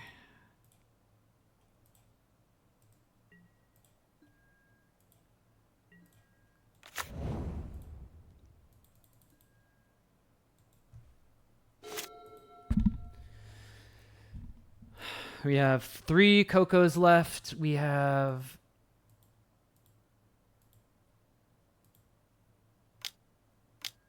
3 Tyvars left. Second Overlord. They're impending the Overlord. They bring back Greasefang?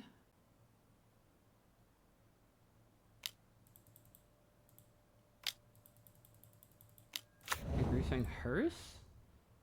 Or do they just have discard Parhelion?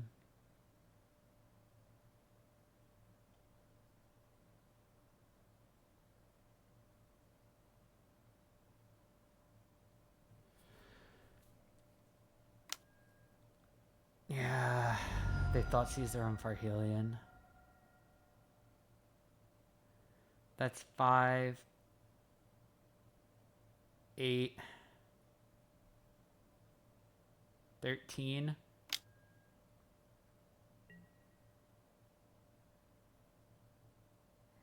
Oh. Crew at the Veilmer because it gains haste.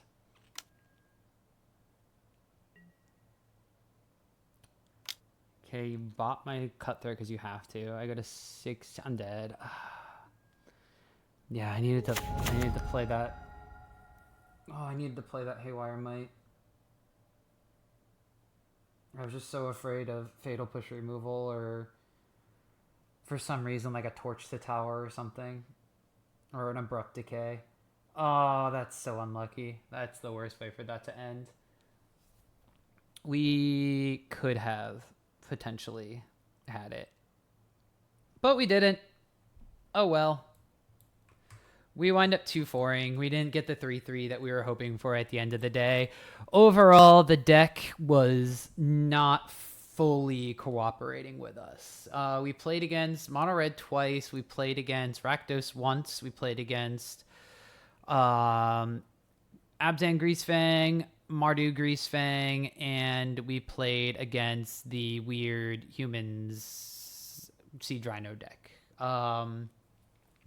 Things that I would probably like to change. Bartolome never came up. He was consistently sideboarded out for not really being able to do too much.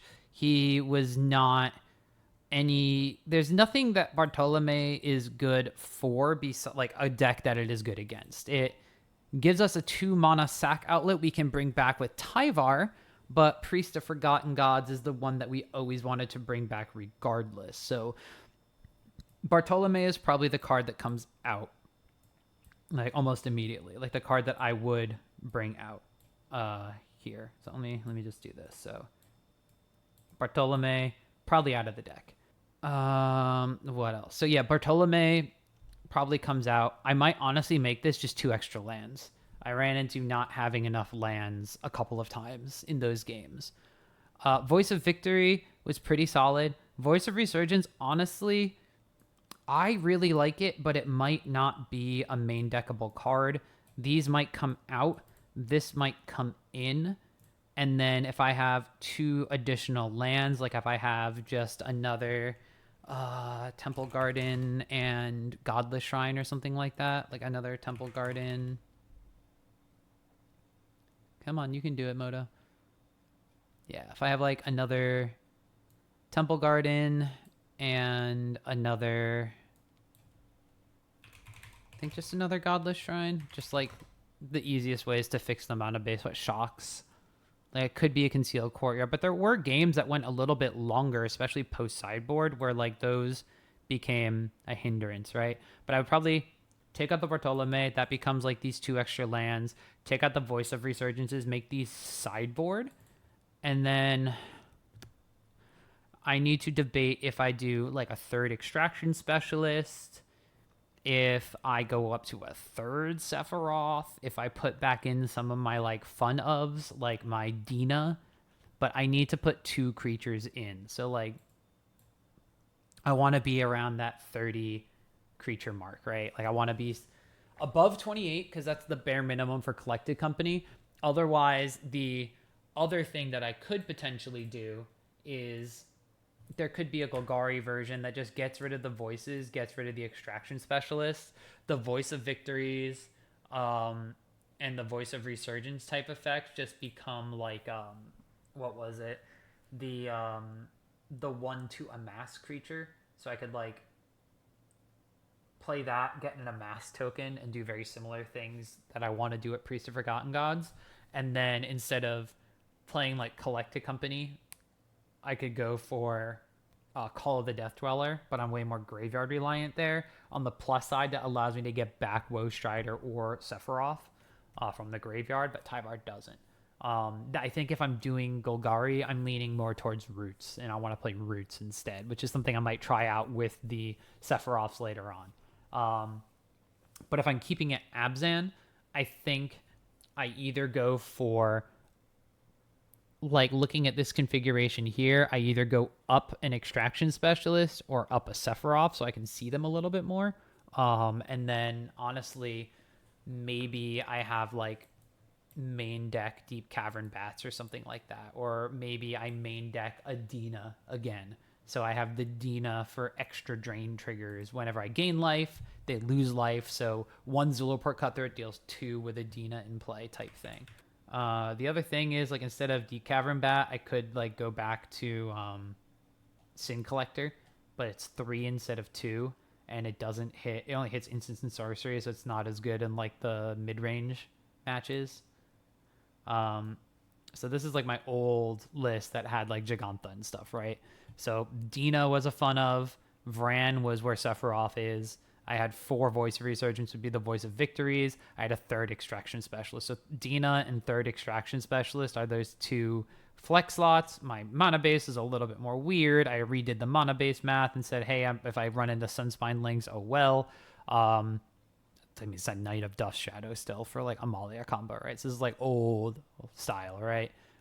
So maybe it's just going up an Extraction Specialist. Maybe it's searching to find something else, like not like a Molt Tender or something, but maybe I look at like a Blister Pod or a Hunted Witness or something that when it dies creates a token and gives me some sort of value. But thank you for watching. If you've enjoyed this, you can always subscribe to my YouTube channel at OptimusTomTV on YouTube. I've been having it kind of scroll up here. If you are potentially buying some cool Final Fantasy sleeves and Final Fantasy deck boxes from Ultra Pro, use my code OTTV, which will get you 5% off some items, not all items, just select items. Most importantly, it gives me a little bit of support for being a like Ultra Pro code haver, not really sponsorship thing. They just give me like a little benefit for showcasing people or sending people over their way. So if you're buying Ultra Pro products, code OTTV, you could potentially get 5% off some of the items that you wind up buying. Twitch streams are going to happen a little less frequently. This is a little bit of a surprise one. Tomorrow, we are at Card Art going to be streaming, however. There is our 3rd and final Modern RCQ of the season. That is happening at about 10 a.m. Pacific Standard Time.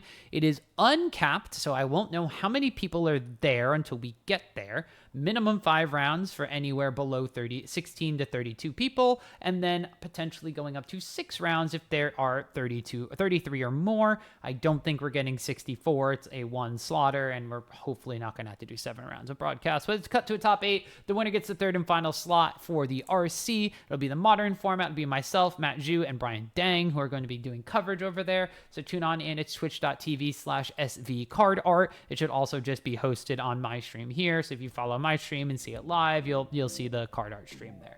Other than that, thank you for tuning in.